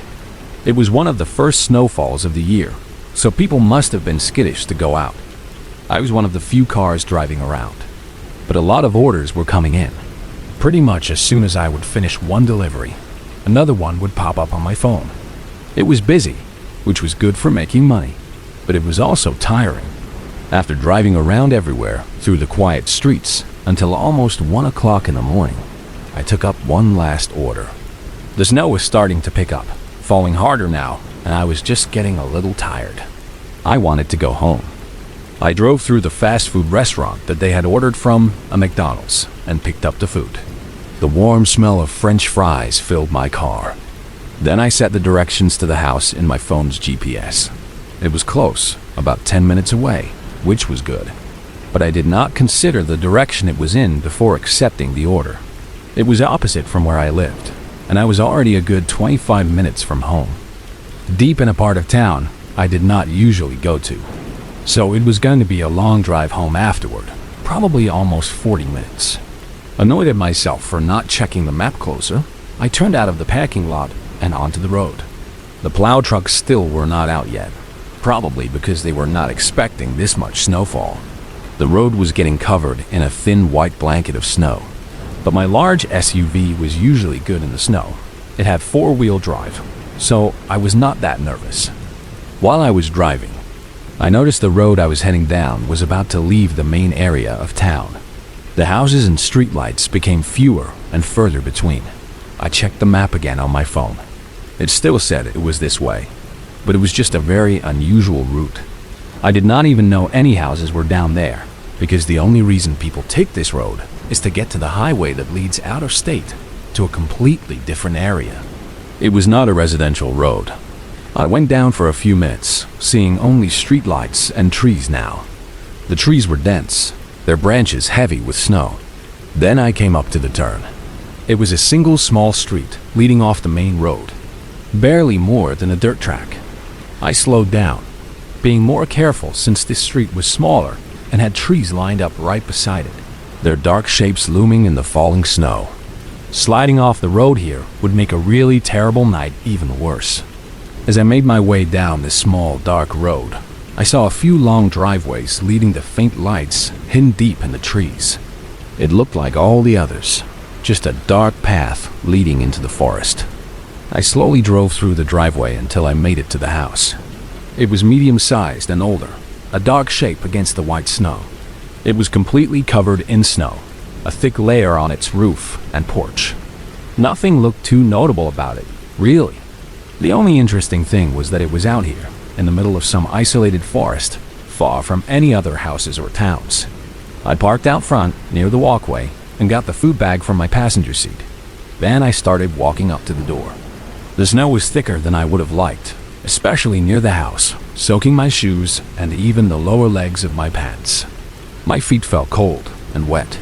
When I got up to the porch, I knocked on the wooden door and started to set the bag down on the welcome mat, following the usual delivery instructions.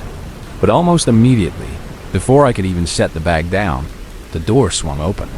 It opened quickly, silently. I looked up surprised, seeing a large man in a thick winter jacket. His face was pale, almost gray, like he had just been outside in the cold for a very long time. His eyes were dark and still. "Hi, I got your order right here," I said, holding the bag up, trying to sound friendly and professional despite the shock. My breath came out in a small cloud in the cold air. After a moment of silence, the man stepped back and opened the door wider. He did not say anything. "You can set it down right over there," he said, his voice low and raspy. He lifted his arm and pointed toward what I assumed was the kitchen, a dark room inside the house. The way he said it, the command in his voice, made me feel like I had to obey, like he was ordering me. But I knew it was a horrible idea to go in there. Every instinct screamed at me to stay outside. I looked at the man's hands. They were empty. He was not holding anything. No money, no weapon. so it really did not make any sense for me to do anything other than hand him the bag. "Sorry, but I really have to get going," I said nervously, holding the bag up again, trying to make him take it. My heart was pounding now. The air felt thick with tension. The man's face dropped into a frown. His eyes narrowed slightly. Then, suddenly, with no warning, he slammed the door shut. The loud thud echoed through the quiet, snowy night. I was still holding the bag up, just a bit shocked by what was happening. My mind raced, trying to process his strange reaction. Why would he do that? I set the bag down on the porch carefully and quickly started walking back to my car, my feet splashing through the wet snow. I wanted to get out of there, but just as I got past the front yard, maybe halfway to my car, I heard something from behind me. It was a soft sound, a movement. I turned around, realizing it was from somewhere on the other side of the house, like a back door or a window. It was too muffled to hear clearly, but it was definitely movement. Getting creeped out, I walked quicker, almost running now, and got in my car. I fumbled with the keys, my hands shaking slightly, and switched it on. The engine rumbled to life, a comforting sound. Right as I looked up, my headlights cutting through the darkness, I saw the man. He was coming around the side of his house, a dark, fast-moving shape against the white snow, and making his way quickly over to my car. He had something in his hands. It almost looked like rope, a thick coil of it, but there was something else that I was not able to make out, something dark and heavy dangling from his other hand. I suddenly felt my heartbeat spike. Adrenaline took over my entire body, a rush of cold energy. I started going in reverse, trying my hardest to go quick, while also not getting stuck in the thick snow. My tires spun for a moment, sending up sprays of white. The man got close, probably just a few feet away from my car, his face grim, before my car was able to grip the road and start picking up some speed. I backed up quickly through the whole long driveway, my eyes fixed on my rearview mirror. I saw the man eventually stop, standing still in the snow, watching me. He slowly faded into the dark as I backed up into the street and then sped away. I do not know what he was doing, honestly. The whole thing was just terrifying and confusing enough to make me not even want to think about it. I still do food deliveries. It is my job, but I am far more cautious now. Most of the time, I do not even knock on the doors anymore. I just drop the food on the porch, take a picture, and leave. If I had stayed any longer that night, or had entered the house, who knows what would have happened to me.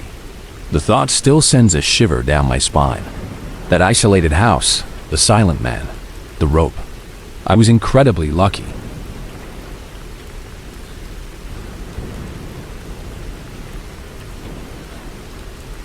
This happened several years ago, in early October. The leaves were just starting to turn, painting the hills with vibrant colors. I had 2 weeks off work, a rare and welcome break, and I had taken a trip down to a cabin in the hills outside of my city. It was an Airbnb I had found online, and it looked perfect. It was far out, nestled deep in the woods, which was perfect because I wanted to spend a few days camping as well, really immersing myself in nature. I drove 2 hours to the cabin, leaving the busy city behind. I got there in the afternoon with plenty of daylight left. It was really nice and quiet. No other cabins or buildings were in sight. It was just the woods, thick and green and ancient, going all around me in every direction. The air was fresh and cool, carrying the scent of pine. I set my things inside and looked through the rooms. It was nothing special, not fancy, but it had a very cozy, old-fashioned feel to it. Lots of dark wood and simple furniture. Not something I was a huge fan of normally, but it was a nice change of environment for a vacation. The rest of that night and the following few days went by with nothing of interest. I spent my time relaxing, reading books, and sitting outside in the cold fall weather for most of the days. The chill was invigorating. I spent the nights inside by the fireplace, the crackling flames casting a warm, comforting glow. It was peaceful, exactly what I had hoped for. It was on the 5th day, though, that I decided to set out with my camping gear. I was not sure how long exactly I was going to camp for, but I planned for 2 to 3 nights. I had packed my backpack carefully. There were a couple of trails nearby that I was aware of from planning ahead, studying maps of the area. but only one of them actually connected directly to the cabin. To keep things simple, I chose to just take that one, so I could leave straight from the cabin and not have to drive anywhere. I walked for at least 3 or 4 hours, following the winding path, my boots crunching on fallen leaves. The woods were dense, and the path was narrow, sometimes barely visible. The solitude was absolute. Finally, I found the spot I was happy with. It was a small clearing, hidden away from the main trail, surrounded by tall trees. This was the only clearing I had found aside from the trail itself, and something would just feel uncomfortable about camping directly on the path, where anyone could walk by. It was closing in on nighttime already. The light was fading fast, and the air was getting much colder. So, I got my tent up quickly and started a fire. The crackle of the flames and the warmth it gave off felt good. As it got darker, I put on my heavy sweater and jacket, feeling the cold really starting to come in. I sat out by the fire for an hour or so, eating a quick meal of dried food and waiting for myself to get more sleepy. The stars were starting to appear, twinkling brightly in the clear night sky. But at some point, while I was sitting there, gazing into the flames, my eyes caught sight of something. A flicker of movement in the dark woods, just beyond the glow of my campfire. A figure. It was walking out in the woods, deep in the shadows. I watched as they walked through the dark, no flashlight or anything to guide them, and disappeared into the distance. They were moving steadily, not running, but walking with purpose. The only light in the woods was my campfire, aside from the dim moonlight filtering through the trees. So whoever was out there had to have seen me. It was so strange the way they were walking, just being out here in the woods with no light and not even following the trail. They were moving through the thick undergrowth, making no sound. It made me feel really unnerved, a cold knot forming in my stomach. It was enough to make me think about taking the long walk back to the cabin, giving up on camping. But I knew it was not safe to go out this late into the night, especially in the dark. It would be too easy to get lost or hurt. I stayed on watch for a half hour, my eyes scanning the tree line, checking everywhere, but not seeing any more signs of the person. The fire was dying down, turning to glowing embers. After a while, I started getting tired, my eyelids heavy. I flattened the fire, carefully spreading the embers so they would burn out safely. But just as the glow faded into ashes, just as darkness truly enveloped the campsite, I heard footsteps. They were coming from the left of the campsite, from deeper in the woods, not from the trail. My eyes widened, my heart rate spiking. I looked into the woods, trying to force my eyes to adjust to the dark, but all I could see was a few feet ahead. The footsteps got louder, coming directly toward the campsite. They got close enough for me to think that they had to be just outside of my sight, hidden by the first line of trees. Then, they walked slightly off course, staying in the dark, passing by my campsite, and then continuing to walk away into the distance. They never stopped or did anything to show that they acknowledged that I was there. They just kept moving. But the chances of them being out here, in the exact place I was, in the middle of nowhere, was just impossible to be a coincidence. It was deliberate. Once the footsteps were gone, faded completely into the night, I knew I could not stay. My hand shaking, I took out my flashlight. I quickly disassembled my tent, stuffing the fabric and poles into its bag. I packed my things, every movement rushed and clumsy in the dark. I left the dead fire behind, grabbed my backpack, and went back to the trail. It was not ideal to walk in the dark, but I could sense that something was off about whatever was going on. I had to leave. I walked quickly, my flashlight on the trail, trying to keep myself calm. The beam bounced with every hurried step. The woods were so quiet, though, just adding to the eeriness of the situation I had found myself in. Every shadow seemed to move. Although I had my doubts about making it, exhausted and terrified, I made it back to the cabin.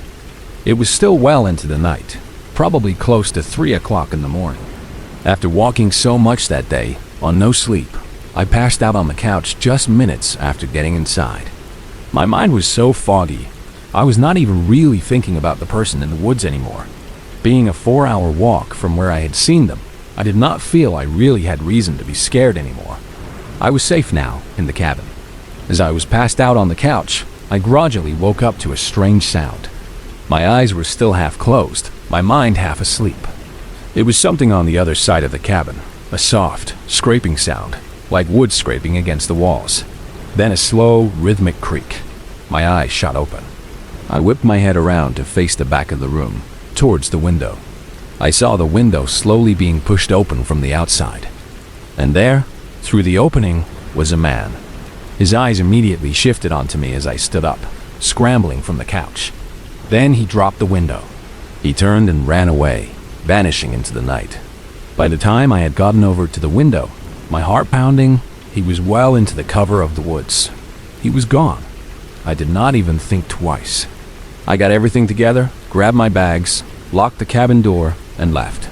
I drove to a hotel in a nearby town, not stopping until I was safe in a bright, well-lit room. Obviously, I did not know who that man was or what he was doing out there. Clearly, he had followed me all the way back from the campsite, waiting for me to fall asleep. He tried to get inside the cabin while I was sleeping. If he had gotten in, there is no saying what would have happened. The memory of his eyes, seeing me through that slowly opening window, still makes my skin crawl. That cabin, which once felt so peaceful, now holds a chilling memory. I never went back to that cabin, and I certainly never went camping alone again.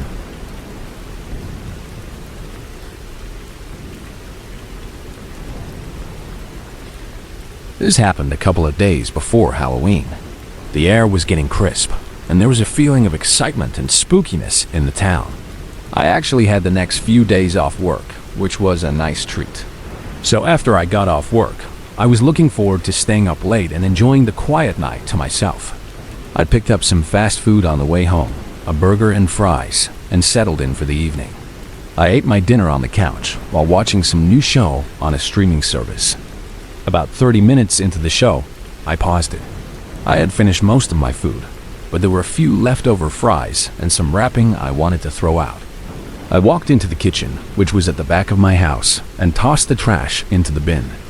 As I turned around, my eyes happened to glance out the large kitchen window that overlooked my backyard. And that is when I saw someone. They were standing in my backyard, just standing there, looking at my house. They were not really doing anything else, just staring. For context, my backyard was small, but it was fully fenced in with a 6-foot wooden fence. There was no way he just stumbled through while taking a shortcut or anything. He had to have come through the gate or climbed over the fence, which was very unusual. My heart started to beat a little faster. A wave of confusion and unease washed over me. I flipped on the back porch light, bathing the yard in a sudden bright glow. Then, I slid the glass door open, making a soft whooshing sound. "Hey, what are you doing?"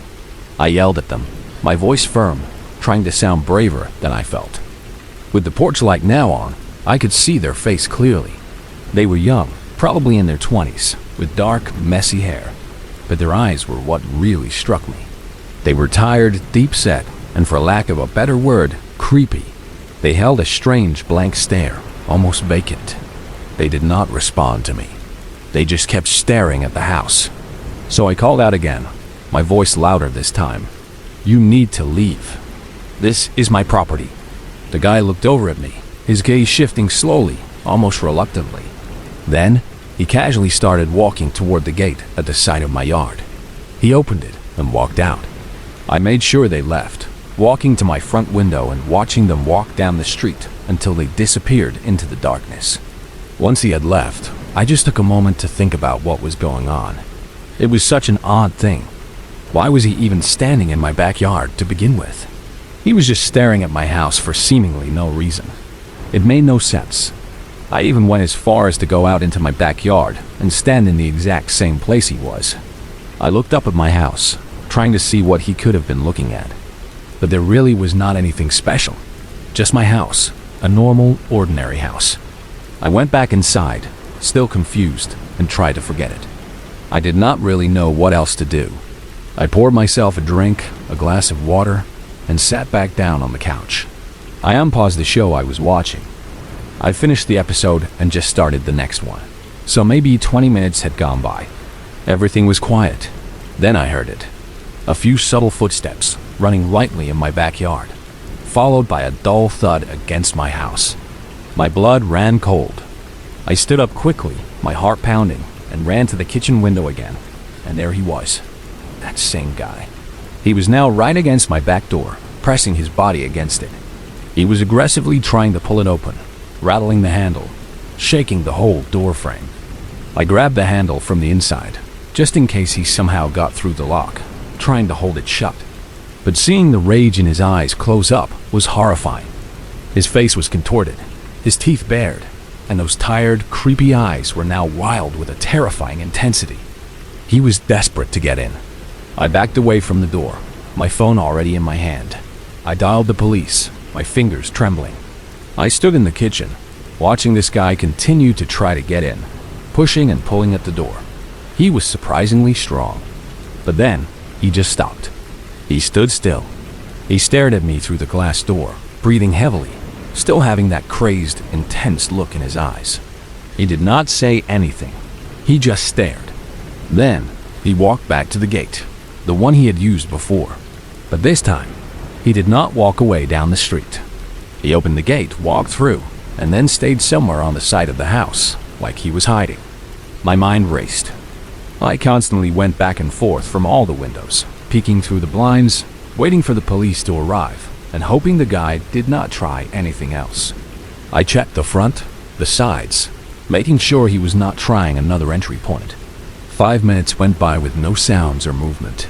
The silence was agonizing. Then, a police car showed up. Its lights flashed, painting the street in red and blue.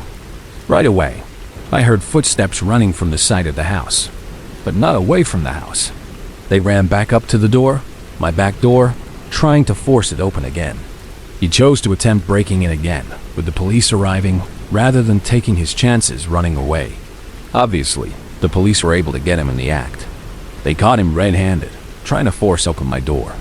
After a quick struggle, because he resisted, they got him cuffed and into the back of the police car. When questioned, it was very apparent that the guy was under the influence of something heavy, some kind of drug. It was later confirmed with some tests. Despite questioning him that night, and in the following days when he was sober, the man never gave actual reasons for his actions. He just mumbled or stayed silent. I am unsure how to feel about it. Part of me sees it as just some crazy guy that had no reason, just a random drug-fueled act. So why worry about it? But then a part of me thinks of the look in his eyes, that intense, crazed stare, and the fact that he tried to break in again even with the police arriving. This means he had to have had a reason, a powerful desire to get in. And either way, if he had gotten in, what he would have tried to do to me is likely just as horrifying, reason or not. As far as I know, he was only imprisoned for a few weeks due to not being sober during his actions. He was released after a short time. So I am left to just worry about whether or not he intends on coming back. Every time I hear a sound in my backyard, my heart jumps. I check all my locks constantly. The feeling of being watched and the memory of his determined, terrifying face will stay with me forever.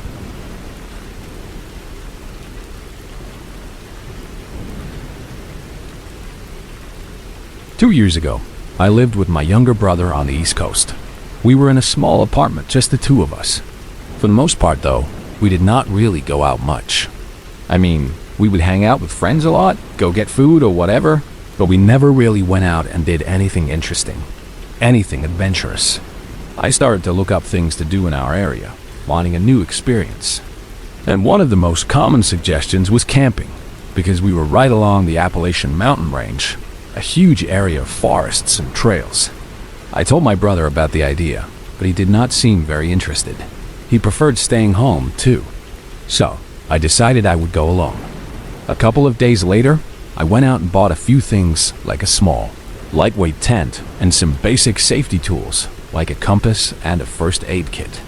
Then I packed up one of my old backpacks, filled with snacks and water, and drove out to a nearby trail. Yes, I was really inexperienced, and going camping alone was probably not a good idea. But I had only planned to be out for one night, just to try it. So, I figured even if there was a problem, it would not be so bad. I could just pack up and leave. After an hour of driving, I got to the trailhead. It was a small, dusty parking lot, just a patch of gravel next to the beginning of the trail. No other cars were parked there, and I did not see any other people. The place felt quiet and empty. I got out of my car, put on my backpack, and walked to the trailhead. The path was thin and not a really well-made path. It was more of a desire path, formed by people walking, but it was good enough. I do not think it was a popular trail. I just found it by scrolling through a huge list online and choosing one that was not too long, hoping it would be easy for a beginner like me. As I hiked down the trail, though, it became more and more clear how little used this path was. Bushes were overgrown and blocking the way in several spots, forcing me to push through them. And even in some portions, the grass had grown in and made it really hard to tell what was the trail and what was not. It felt like I was walking through untouched wilderness. But after an hour of pushing through, I made it to the end of the trail. After seeing the trail, the camping ground was about what I had expected it to be. It was small and mostly overgrown, like a forgotten corner of the woods. But there was something I noticed right away that caught my attention. A pile of logs on the other side of the camping ground. It looked like the remains of a campfire. I walked up to it and saw that flakes of charred wood were blowing off in the wind, light and black. So it had to have been used recently, maybe even the night before. This surprised me. I had thought I would be completely alone. I looked around again, scanning the small clearing. I did not see any tents or signs of someone being here. No sleeping bags or backpacks. Just the old fire pit. Unsure about it, but determined to stick to my plan, I went to the other end of the clearing and put my things down. Then I got to work on setting up my tent. It was not that late yet, maybe mid-afternoon, so I took my time to make sure the tent was well made, sturdy, and secure. Once I was done, I took a breather, sitting down on my small camping chair and chilling for a bit. There was about an hour left of sunlight, and I spent it eating some trail mix and sitting inside the tent on my sleeping bag, trying to relax. The air was cool and still. After a while, I could tell the sun was setting. The light inside my tent grew dim, but soon after, a sound came from somewhere nearby, a crackling sound, like from a campfire. I froze. I unzipped the opening of my tent, making a soft whirring sound, and stepped out, and my heart nearly stopped. I was immediately faced by a man sitting across the campsite, right next to where the half-burnt logs were. He was older than me, probably in his 40s, with a rough, unshaven face. But there was not much else I could see from the little amount of sunlight coming in through the dense trees. He was already looking at me, his eyes fixed on me. I nervously waved my hand at him, a small, tentative gesture. The man waited a few seconds, his face blank, then slowly lifted his hand as well. A slow, deliberate wave back. It was a strange, almost unnatural movement. I went around to the back of my tent and got a pile of sticks that I had gathered earlier. I made a small campfire of my own, needing the comfort of the flames. It only took a few minutes before it was mostly dark. The sun had completely set. There was only the light from my campfire and the man's campfire on the other side of the clearing.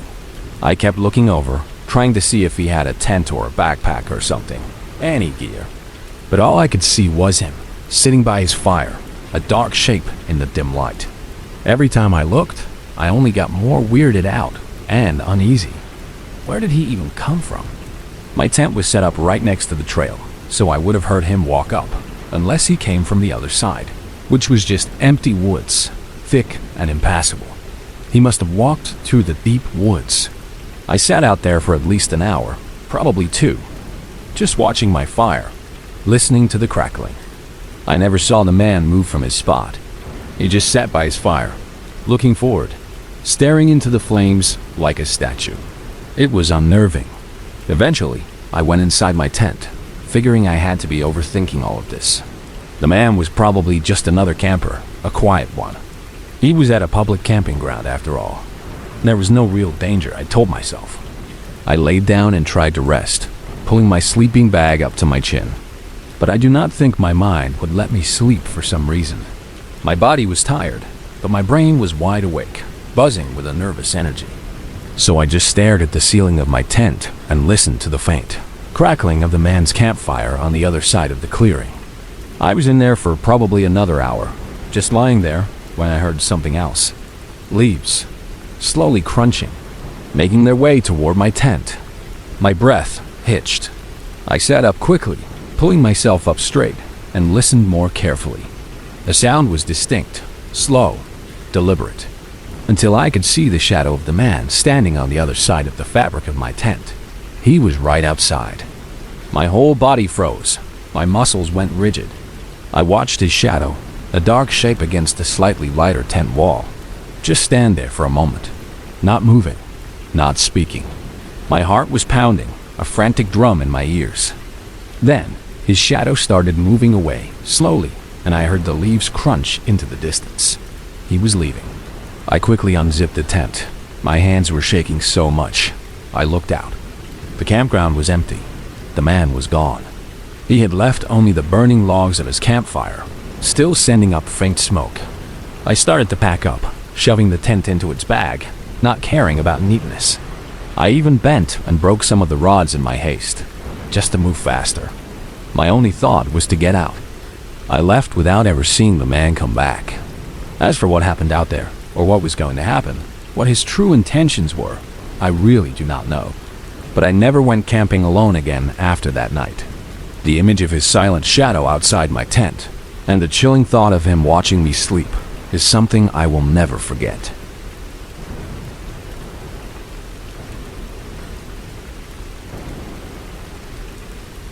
Not more than a week or two ago, I decided to go on a solo camping trip. I hiked out on a long, winding trail into the dense woods behind my town. I lived in a really close-knit town, small and quiet, with just under 1,000 people. We were pretty far out from any big, populated cities, surrounded by nature. The woods on the outskirts were very flat, no mountains or hills, but they had a few ponds and some small rivers running through the middle. I was heading to one of these rivers. It was a spot I had been to before, a few times, just for day hikes, but I had never had the chance to camp there until this day. As I could recall from the previous times I had visited, I knew it was about a 3-hour walk, almost perfectly north, following the river. The trail was not marked, but I knew the general direction. As I walked between the trees, the air was still and cool. It was very quiet, aside from the sounds of nature. Birds chirped in the branches above, and other small animals rustled the leaves around me. There were no people or hikers anywhere. I did not plan to see anyone, because this was not even a recognized trail. It was just open woods, a place I had discovered on my own. But as I was just 45 minutes out from the river, when I could start to hear the faint sound of the water, I ran into someone. We were both walking toward each other, moving through the trees, and it seemed like neither of us had noticed the other until we were just a few feet away, separated by only a couple of trees. We almost bumped into each other. I know I had a confused and almost nervous look on my face. It was really unusual to run into someone off trail, deep in the middle of these woods. But the man had the exact same look on his face, surprise, and something else too. I was about to break the silence and say hello, a simple greeting, but after a second, his face shifted. A slight nervous smile touched his lips, and he quickly turned to walk off to the side, veering away from me into the deeper woods. I followed his lead, feeling awkward, and kept on walking as well, giving him space. But I looked back once I got a little further away, glancing over my shoulder, and I saw the man was no longer walking. He was almost running away, a quick, hurried movement through the trees. He did not say a word. Running into each other unexpectedly like that gave me a somewhat unsettled feeling, a strange encounter. But seeing him run off like that only made it even stranger, even more unsettling. It was like the man did not want to be seen, or he did not care about the almost impossible chance that we had run into each other in this vast, empty wilderness. He just wanted to disappear. Whatever the case, I decided to keep minding my own business and continued my way to the river. The sound of the flowing water grew louder as I approached. This was no designated campsite or anything, just a quiet spot by the river. So I just plopped my bag and tent down on the flattest area I could find, near the water's edge. Then I got a fire going, collecting dry branches and leaves, since the sun was just about to set. The air was getting chilly. I tossed in a bunch of random sticks and twigs that were around and made sure it would burn for a couple of hours at least. I was hoping to stay up and wait until the stars came out so I could do some stargazing away from town. Out here, far from the city lights, I can often get a good view of the Milky Way, a sight I never want to miss out on. Hours passed while I was sitting by the fire, enjoying the quiet, gazing up at the stars. The fire crackled softly. Then, a distinct sound came through the quiet woods behind me. My body tensed. Footsteps. Slow and careful ones. I turned and looked, my eyes straining into the darkness, not seeing much beyond the glow of my campfire. The trees were just dark, indistinct shapes. As I gazed around, though, the footsteps stopped. The sudden silence was heavy, telling me that while I may not see them, they can see me. They were watching. I reached down for my bag and picked up a heavy-duty flashlight, clicking it on. Its bright beam cut through the darkness, illuminating the trees. I could see decently far now, maybe 20 or 30 feet. But as I moved it back and forth, sweeping the beam across the forest, I did not see anyone. I felt my heart rate increasing, a cold, unsettling feeling coming over me again. The feeling of being watched, unseen. Anyone out there? I called out, my voice a little shaky. The silence that followed was absolute. Hello? I tried again, hoping for a response, any response. Not even the sound of another footstep. After a moment of contemplation, battling my fear, I started to walk toward where I had heard the sound from. I thought maybe there was a chance I was mistaken, that it was just an animal, but I needed to be sure. I carefully stepped through the woods, making as little noise as possible, keeping the flashlight steadily pointing ahead, scanning the trees. I walked until I got to where I thought the sound was from. I moved the light to my left, looking behind each tree, shining the beam into every dark corner, until the light suddenly revealed a large man. It was the one I had run into only a few hours ago, the man who had run away. He was no more than 20 feet away from me, hidden behind a thick tree, but even with the light on him, he stood perfectly still. He did not move. He did not blink. His eyes were wide, fixed on me, but his face was unreadable. In an act of quick thinking, a sudden burst of clarity, I tried to not react. I did not scream. I did not jump. I continued to move my flashlight beam, sweeping it past him, across the woods, hoping he would think that I somehow did not see him. I pretended I had not seen him at all, that he was just another part of the dark forest. Then, I began walking back towards my tent, trying to act as unbothered as possible. My heart was pounding, but I forced my steps to be even calm. I picked up my bag from beside my tent, not even bothering to take down the tent or put out the fire. I just needed to leave.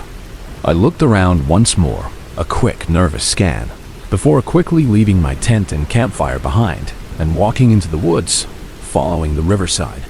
I moved quietly, trying to put distance between us. Once I felt I had made enough distance, once I was out of his sight, I sprinted as far as I could, pushing my legs until I was without a doubt away from that man. I found a spot to rest at, deep in the woods, far from the river. I sat there awake, my back against a tree, listening to every sound until sunrise. I do not think I was followed, as I was able to make it out of the woods without ever hearing or seeing that man again. I am not sure why he was out there, or why he had shown up and hid by my campsite watching me, but I never went back to retrieve my tent or my remaining gear. The fear of what I might find, or who I might find waiting, was too great. The memory of his silent, staring eyes still sends a chill down my spine. The thought of him just standing there, watching, waiting in the dark woods, is a feeling I will never shake.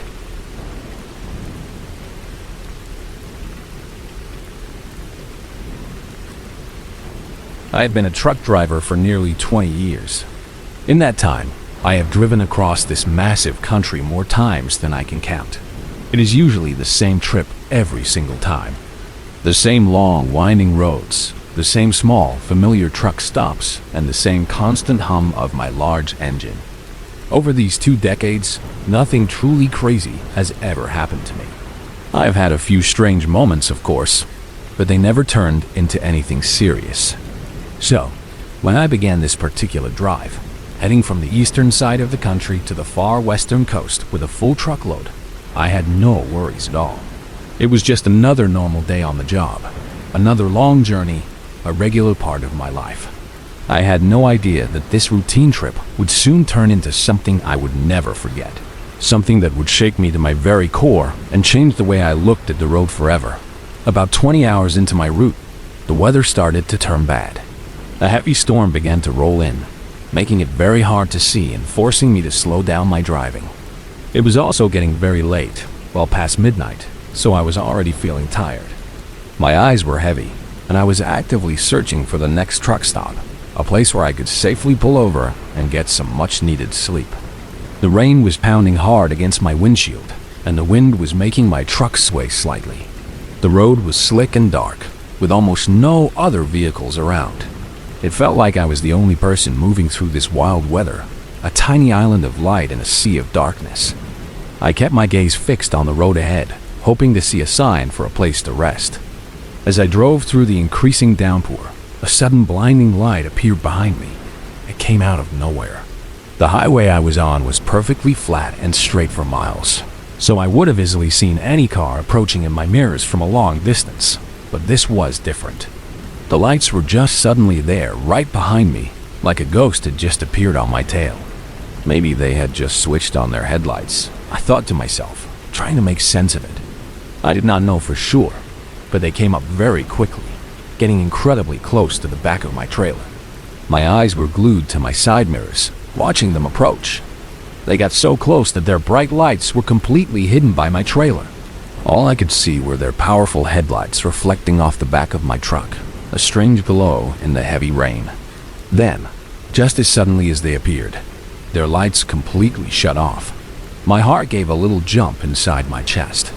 I kept my speed steady, trying not to react too quickly, and continued looking back at my mirrors.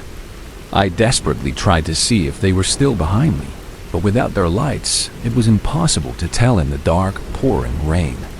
Someone to turn off their lights in the middle of such a heavy storm, while tailgating me so closely, it was absolutely crazy.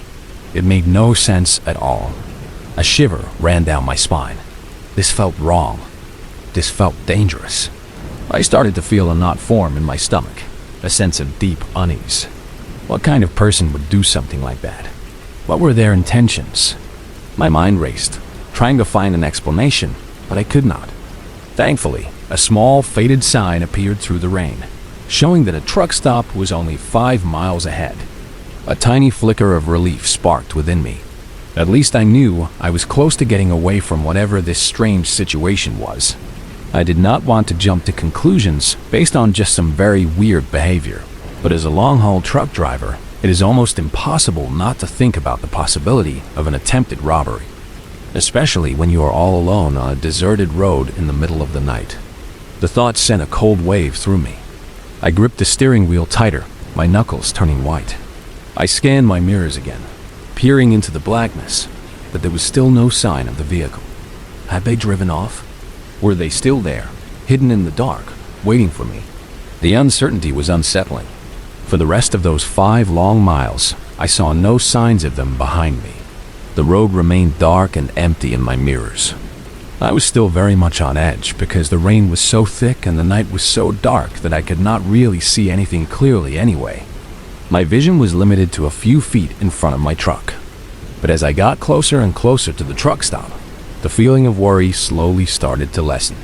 The thought of safety, of being around other people, brought a small amount of comfort. I was almost there. I could almost feel the presence of other drivers, even if I could not see them yet. I pushed harder on the gas, eager to leave this strange encounter behind me. I pulled into the truck stop, my eyes darting to my mirrors one last time, trying to see if they had followed me. But with the heavy rain and the poor lighting in the lot, it was simply too hard to tell for sure. The truck stop itself was mostly empty, which was unusual for this time of night. There were only a few other trucks scattered around, mostly at the gas pumps, their engines rumbling softly in the background.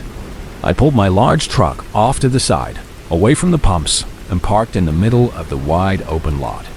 I let out a slow breath I did not even realize I was holding. I sat there for a full minute, waiting, listening, making sure no one was there. I used this time to also organize some of my belongings, trying to act calm even though my heart was still pounding.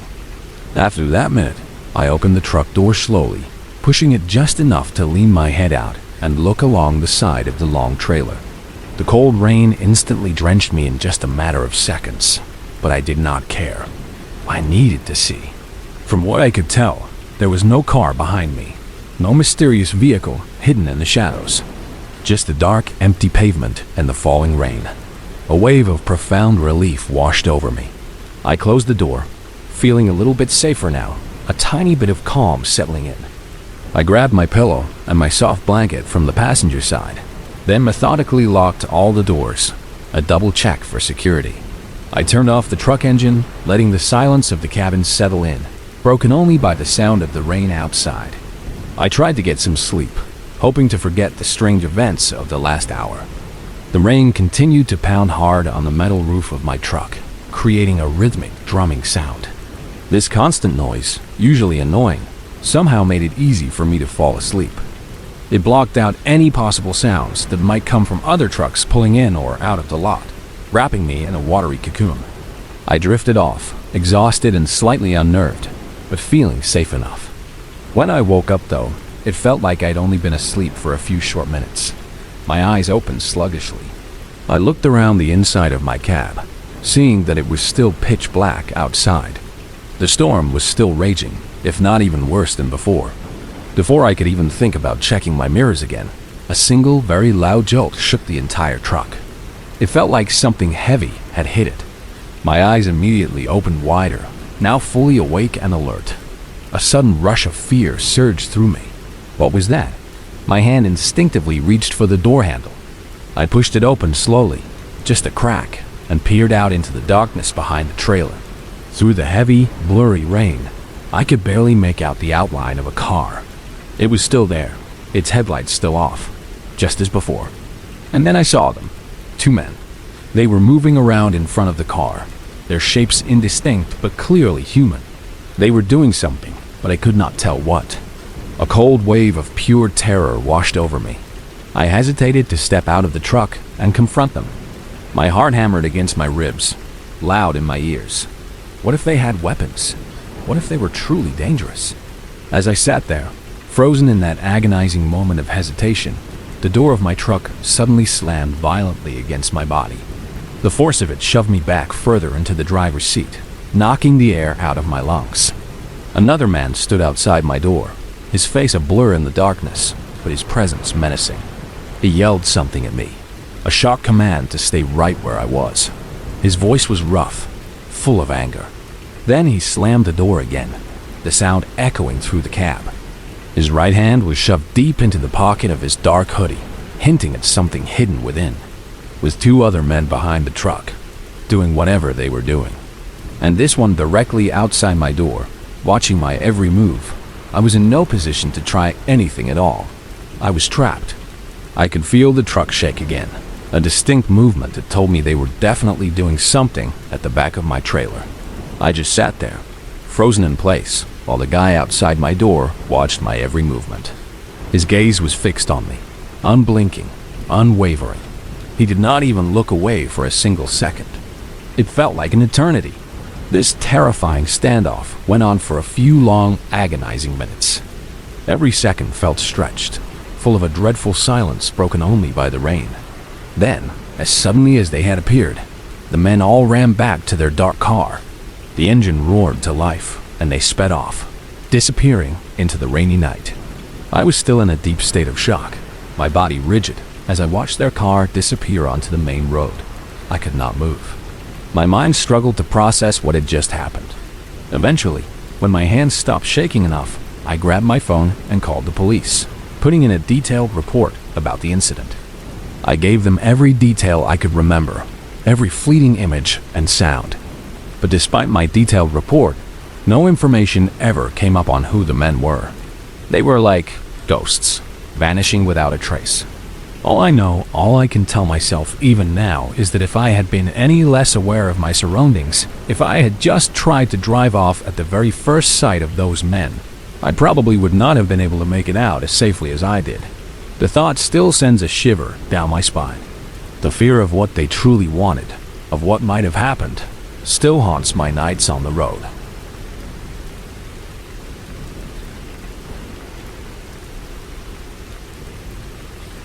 It was a typical Friday evening after a long week of college classes. My usual routine was to spend my nights and weekends doing delivery jobs for a food service app. This extra work really helped me pay for all my living expenses while I was on campus. This particular night started out well.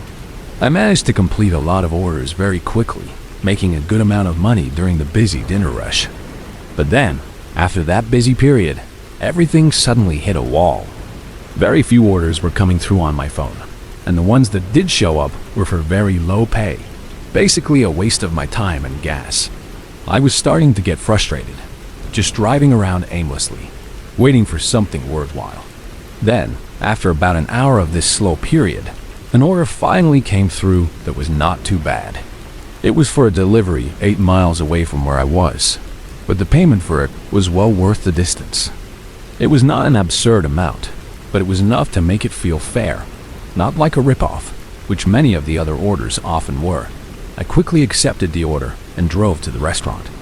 I ran inside to grab the sealed bag of food, then hopped back into my car and started driving towards the address. The map on my phone said it would take me about 30 minutes to get there, which I thought was the longest of any order I had done up until this point. Most of the houses I delivered to were right around campus or just a short drive away. Any further than 15 to 20 minutes out, and the area usually became pretty much just bare fields of grass and empty land. As I reached that 20-minute mark on my drive, the scenery changed exactly as I expected. It became just that. Very few houses, mostly sitting far out in wide fields of crops and nothing else around. The rest of the 10-minute drive was on this empty, dark road, winding along these endless farms. The only sounds were the quiet hum of my car engine and the crunch of my tires on the asphalt. It felt very isolated out there. Finally, after what felt like a very long drive, I made it to the house. There was a long, unpaved dirt driveway connected to the main road. This driveway led straight through a large, flat field, and way in the far back, almost hidden, was a small, dark house. Driving through that wide, open field felt very strange, almost eerie. I am not usually someone who gets nervous without a good reason, but this felt different. As I got further away from the main road, deeper into the field, the only sound I could hear was the low, rumbling noise of my car tires on the loose dirt. It was unsettlingly quiet. I parked my car out front of the house, grabbed the delivery bag, and got it ready. I decided to leave my car engine running, a habit I had for quick getaways. As I stepped out into the night, the silence was intense. The house itself was completely dark, with no lights on in any of its windows, except for one small porch light directly above the front door. This single light was the only thing illuminating the outside of the old house. I walked through the unkempt, tall grass of the yard and up to the small porch. I knocked on the front door, a clear, sharp sound in the quiet night. As I waited for someone to answer, I looked back at my car, sitting alone in the dark, with the vast field of pitch black behind it. A moment went by, and there was no answer, not a sound. I knocked again, a little louder this time, but still, there was no response. Not even the slightest noise from inside the house. It did not take long for me to realize the strangeness of the situation. There were no lights on in any of the windows, and I could now see up close how old and decayed the house looked. The paint was peeling, and the wood seemed to be rotting. The only thing that made me think it could not be abandoned was the fact that I had a delivery order for this exact address, and the porch light was on. I looked up at the porch light, trying to understand why that would be the only source of light. Why would someone order food and not have any other lights on? By some odd chance, I happened to recognize the top part of the light fixture's casing. It was a cheap, simple solar-powered light. This meant it was just an automatic light that charges itself during the day from the sun, and then automatically turns on in the evening when it gets dark. This meant that nobody actually had to be at the house to turn it on. It could be an empty house, and the light would still come on every night. Just as I was putting all of these strange pieces together in my head, Trying to make sense of the situation, I heard a low rumbling sound behind me. My head snapped around. I saw a car driving slowly down the dirt path, coming up right behind my own car. I stood frozen on the porch, staring at their headlights as they approached. The car pulled up and stopped, and then a man stepped out. He was a tall, shadowy figure in the dim light. I yelled from the porch, my voice a little shaky, asking if this was his order.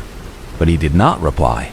He just stood silently right next to his car, completely still, not moving or speaking a single word. He just stared at me. I felt my adrenaline spike immediately. A cold, hard realization began to settle in. How horrible and dangerous this situation likely was. The intense silence of the night around me only made it worse, reminding me that there was nobody else out here, nobody to help me. I was stuck, isolated in the middle of a vast, empty field, caught between a dark, possibly abandoned house and a completely silent, unnerving stranger. My heart pounded in my chest. In a split second, a primal, instinctive reaction took over my body. I dropped the bag of food onto the porch with a soft thud and sprinted off the porch. I ran directly behind the house and straight into the tall, thick field of grass that stretched out endlessly. As I ran, I risked a quick glance back over my shoulder. I saw the man coming off the driveway and following directly behind me, running into the field. Panic surged through me, giving me a burst of energy. I continued running as fast as I could. The further out into the field I got, the thicker and taller the grass became, until it was completely covering all views of direction. I could barely see where I was going, and it was getting harder to run through the dense vegetation. I could barely see where I was going, and it was getting harder to run through the dense vegetation. By then, I knew the guy had almost no chance of following me. The tall grass would make it impossible for him to see or track me. I slowed down, my lungs burning, trying to catch my breath as I carefully moved through the thick crops. I tried to be as quiet as possible, just in case the man was still trying to find me. Every rustle of the leaves, every distant sound, made me jump. Eventually, after what felt like an eternity of creeping through the dark, silent field, I made it to someone else's yard. A small, dimly lit area with a single, unlit house in the distance. From there, I managed to get to a nearby road where I finally had enough cell phone signal to call for help. The police picked me up a short while later. They drove me back to check on my car, but of course, the man was long gone by then. I was surprised though, because my car had not been looted or damaged.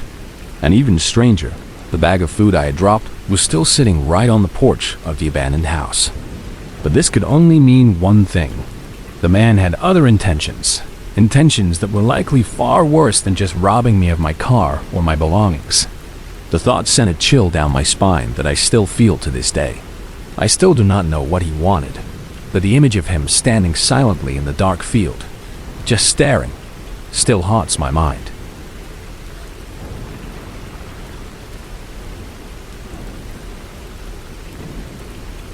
I was 18 years old when this terrifying event happened.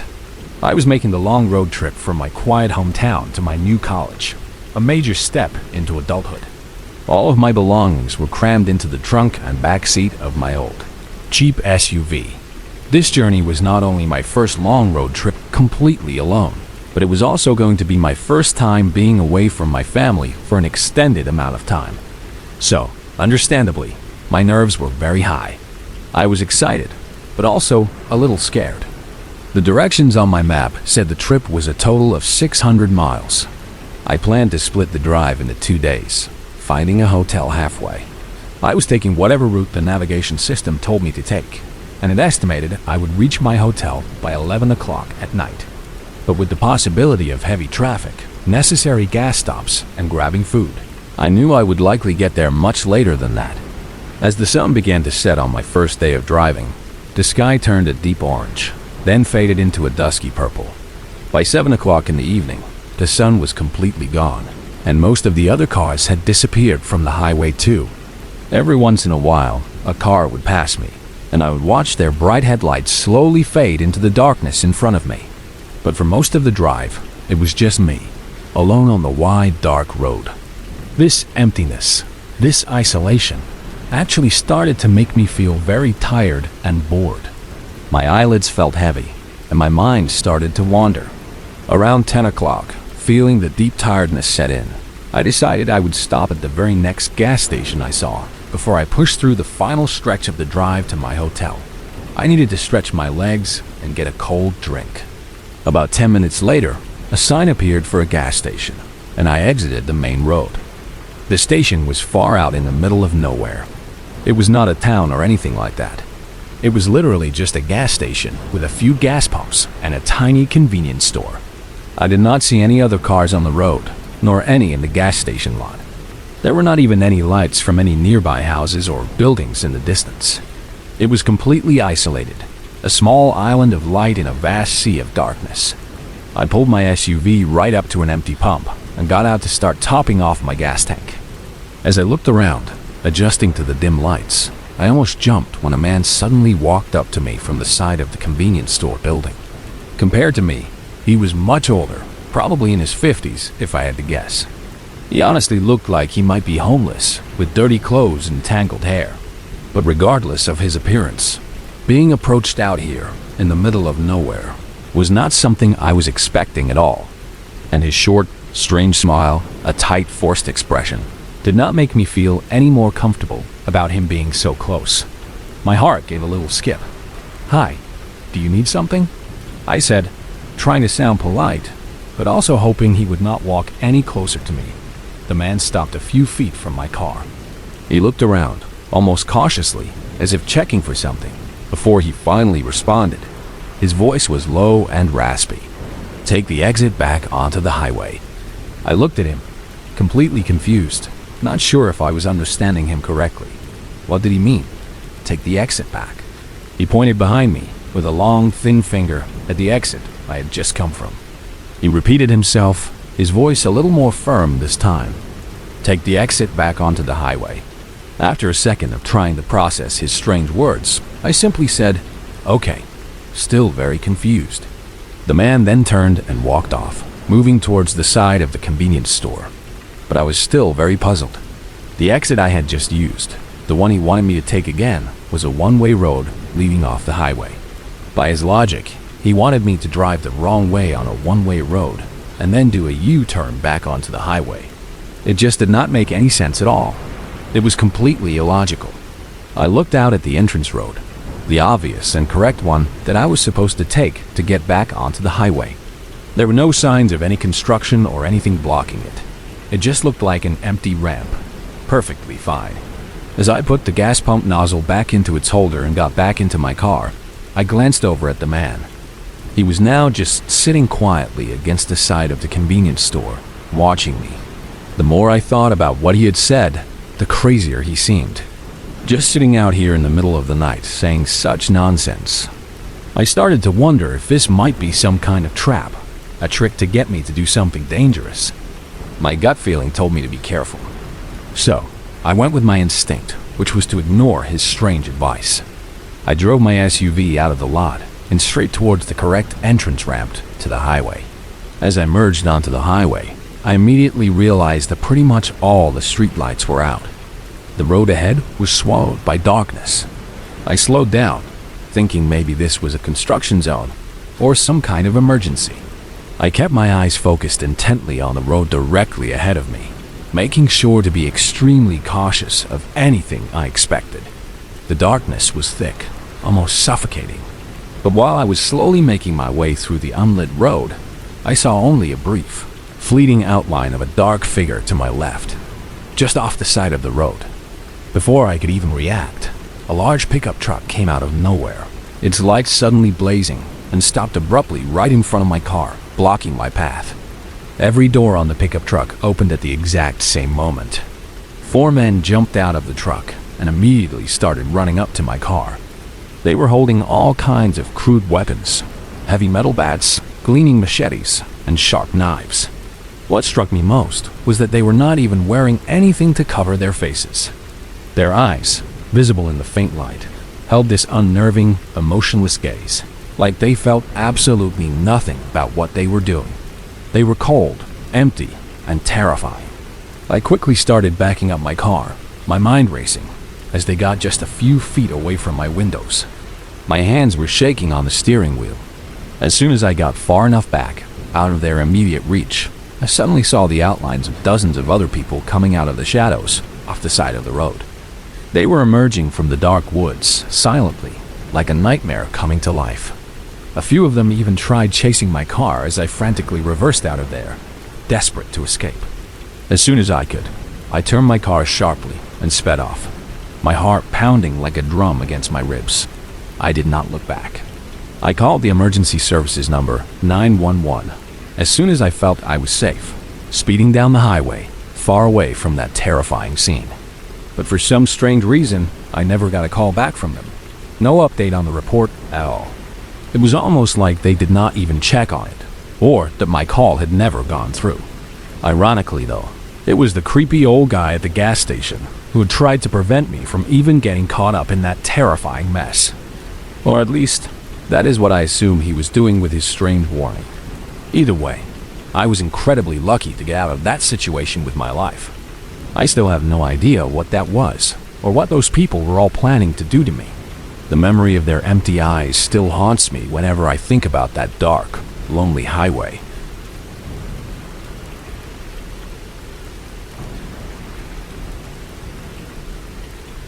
This happened only a few months ago, and the memory of it still makes my blood run cold.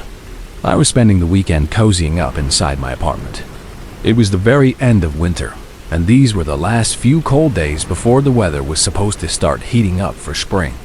This particular night, it was rainy and very cold outside, so I had nothing better to do than watch some movies and just relax. I was nestled on my couch, warm and comfortable. But it was sometime not too long after dinner, when the evening was truly settling in, that there was a sudden firm knock at my front door. I was not expecting anyone. I got up slowly from the couch and walked over to the door, feeling a slight sense of confusion. I looked out through the peephole, but I did not recognize the man standing on my porch. He was wearing a dark brown jacket and a knitted beanie hat pulled down low over his head.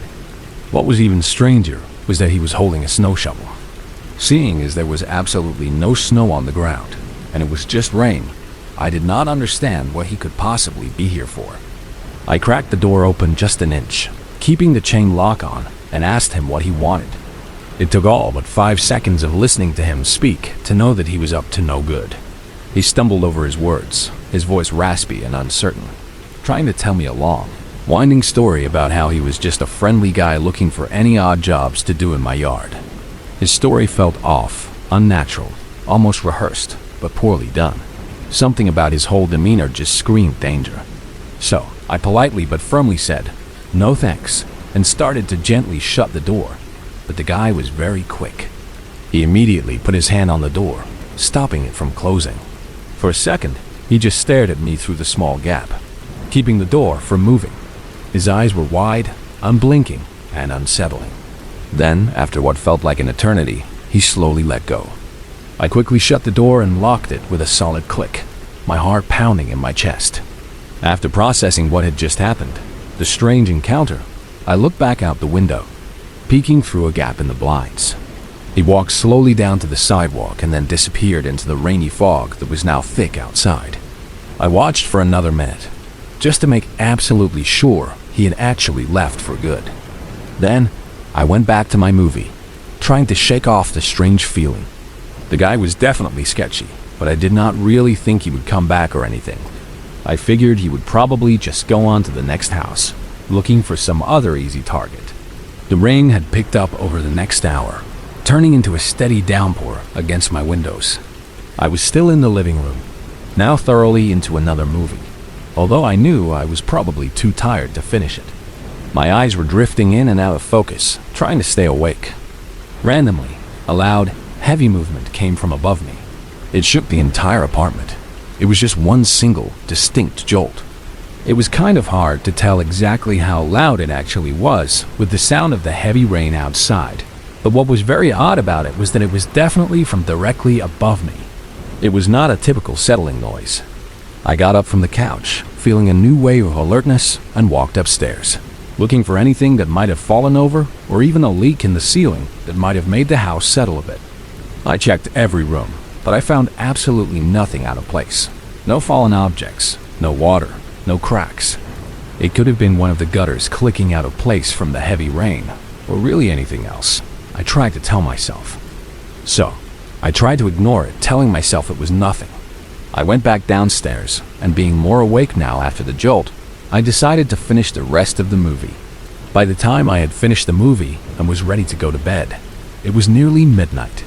I shut off the television and walked around downstairs, turning off all the lights, plunging the lower floor into darkness. But as I was walking upstairs to go to bed, I could very quickly feel the temperature drop significantly as I got closer to the top of the steps. It was a noticeable chill, even for a cold night. Maybe I was too tired to give it much thought at that exact moment, but when I got upstairs and started closing each of the doors that I had opened earlier in the evening, I noticed something from the corner of one of the rooms. The window was slightly cracked open. I must have stared at it for a whole 10 seconds, thinking how impossible it was, and just being extremely confused. I distinctly remembered closing and locking all the windows before I went downstairs earlier. I walked over to it, my heart starting to beat a little faster, and looked at it closer. It was one of the windows that had a small roof overhang directly under it. Before I closed it, I just barely, could see a faint imprint on the windowsill. It looked exactly like the print of a shoe. I could feel the blood rush from my face in an instant, leaving me feeling cold and lightheaded. My eyes widened in terror. I slowly turned around and just listened for a moment. The low, subtle creaking of the house, combined with the soft sound of rain speckling the roof, only made me more unnerved. The horrible realization hit me. Someone was in my house right now. Someone had been in my house for hours. I began slowly walking, as quietly as I possibly could, back into the hallway. All the other doors upstairs were still open, creating dark, empty doorways that made me feel like someone's eyes could be watching me right now through one of the darkened rooms.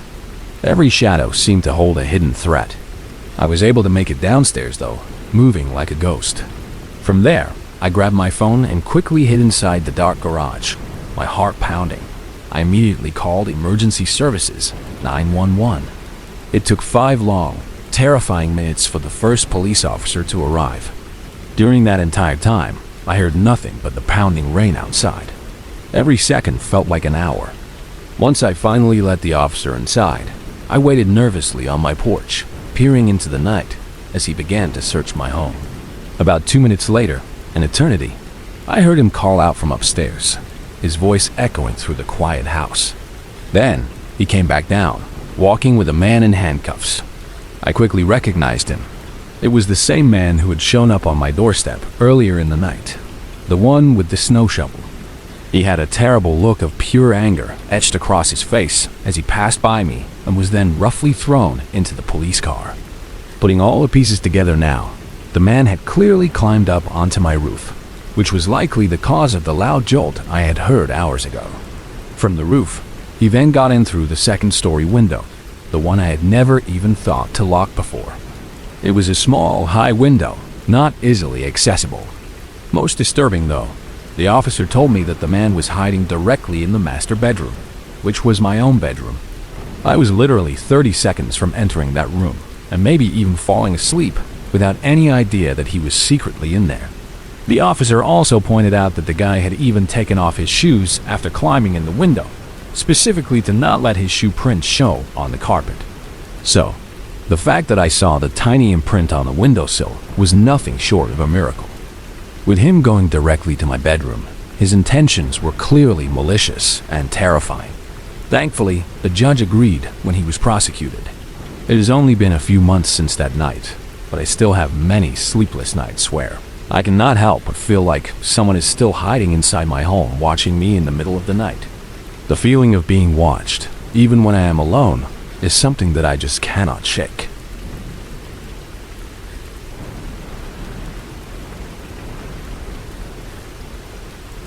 A couple of years ago, I applied for a temporary job at a local gas station. I was planning to move away in about 6 months, so I could not get anything too permanent, but I still desperately needed to make some cash before I left. This job paid well enough to convince me to work the overnight shift they had opened. My duties were simple. I would just stay by the register, helping customers, and occasionally do regular maintenance work around the store, like cleaning or restocking. This particular night was during my 4th month of working there.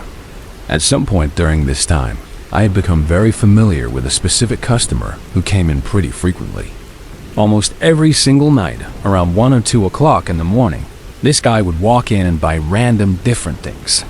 Sometimes it was strange household items or unusual food, or sometimes even tools. I always thought it was very weird because he would come in every single night to buy just a couple of things that would be much cheaper and easier to get at any regular grocery store during the day. He did not talk much either. All I knew about him was that his name was Dave, and he drove an old, beat-up red Chevy sedan. He looked like he was maybe 40 to 45 years old, with tired eyes and a slightly hunched posture. Anyway, one night, at his usual 1 o'clock in the morning time, Dave pulled his old red car into the gas station parking lot. There were no other customers there. It was just me, sitting quietly in the corner, trying to pass the time until my shift ended. When Dave walked in, though, there was something very different about him. He was completely dripping in sweat, as if he had just run a very long distance, and he was rushing quickly through the aisles, his eyes darting around, searching for something specific. He seemed frantic. When he finally found what he was looking for, he hurried up to the counter and tossed it down for me to ring up. It was a master lock, the kind you would use for locking up a bicycle. I really did not feel like it was appropriate for me to question him about his strange behavior, but with the guy sweating so much and being in such a rush, I just felt a little off about the whole thing. It was unusual, even for him. "It's good to see you again, Dave," I said in a friendly manner, trying to sound casual, hoping it would come off as just a normal conversation. "Did you just get a new bike?" He did not even look at me. Instead, he fumbled nervously around in his pockets for his wallet, and then started yanking out cash in a hurried, almost panicked way. His hands were shaking slightly. I decided to leave it at that and just quickly rang up his purchase. He paid me without a word, grabbed the lock, and then rushed out the door to his car. I watched him pull away quickly, his red car disappearing into the dark night. Something was definitely weird, I thought. But hey, maybe he just got a new bicycle and had been riding it around for a couple of hours, and urgently needed to get back to wherever he parked it so he could lock it up before it was stolen. Maybe that was a stretch, I admitted, but it was the best explanation I could come up with at the moment. The rest of the night passed by slowly, and so did several more days. I did not see him for almost a whole week, which was very odd, considering he usually came in every single night like clockwork. I started to wonder if he had moved, or if something had happened to him. It was not until my Wednesday shift that I saw him again.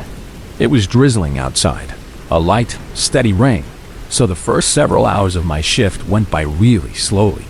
The store was empty. I was leaning back in my chair behind the counter, looking out the window at the rain coming down when his old red car pulled into the parking lot again.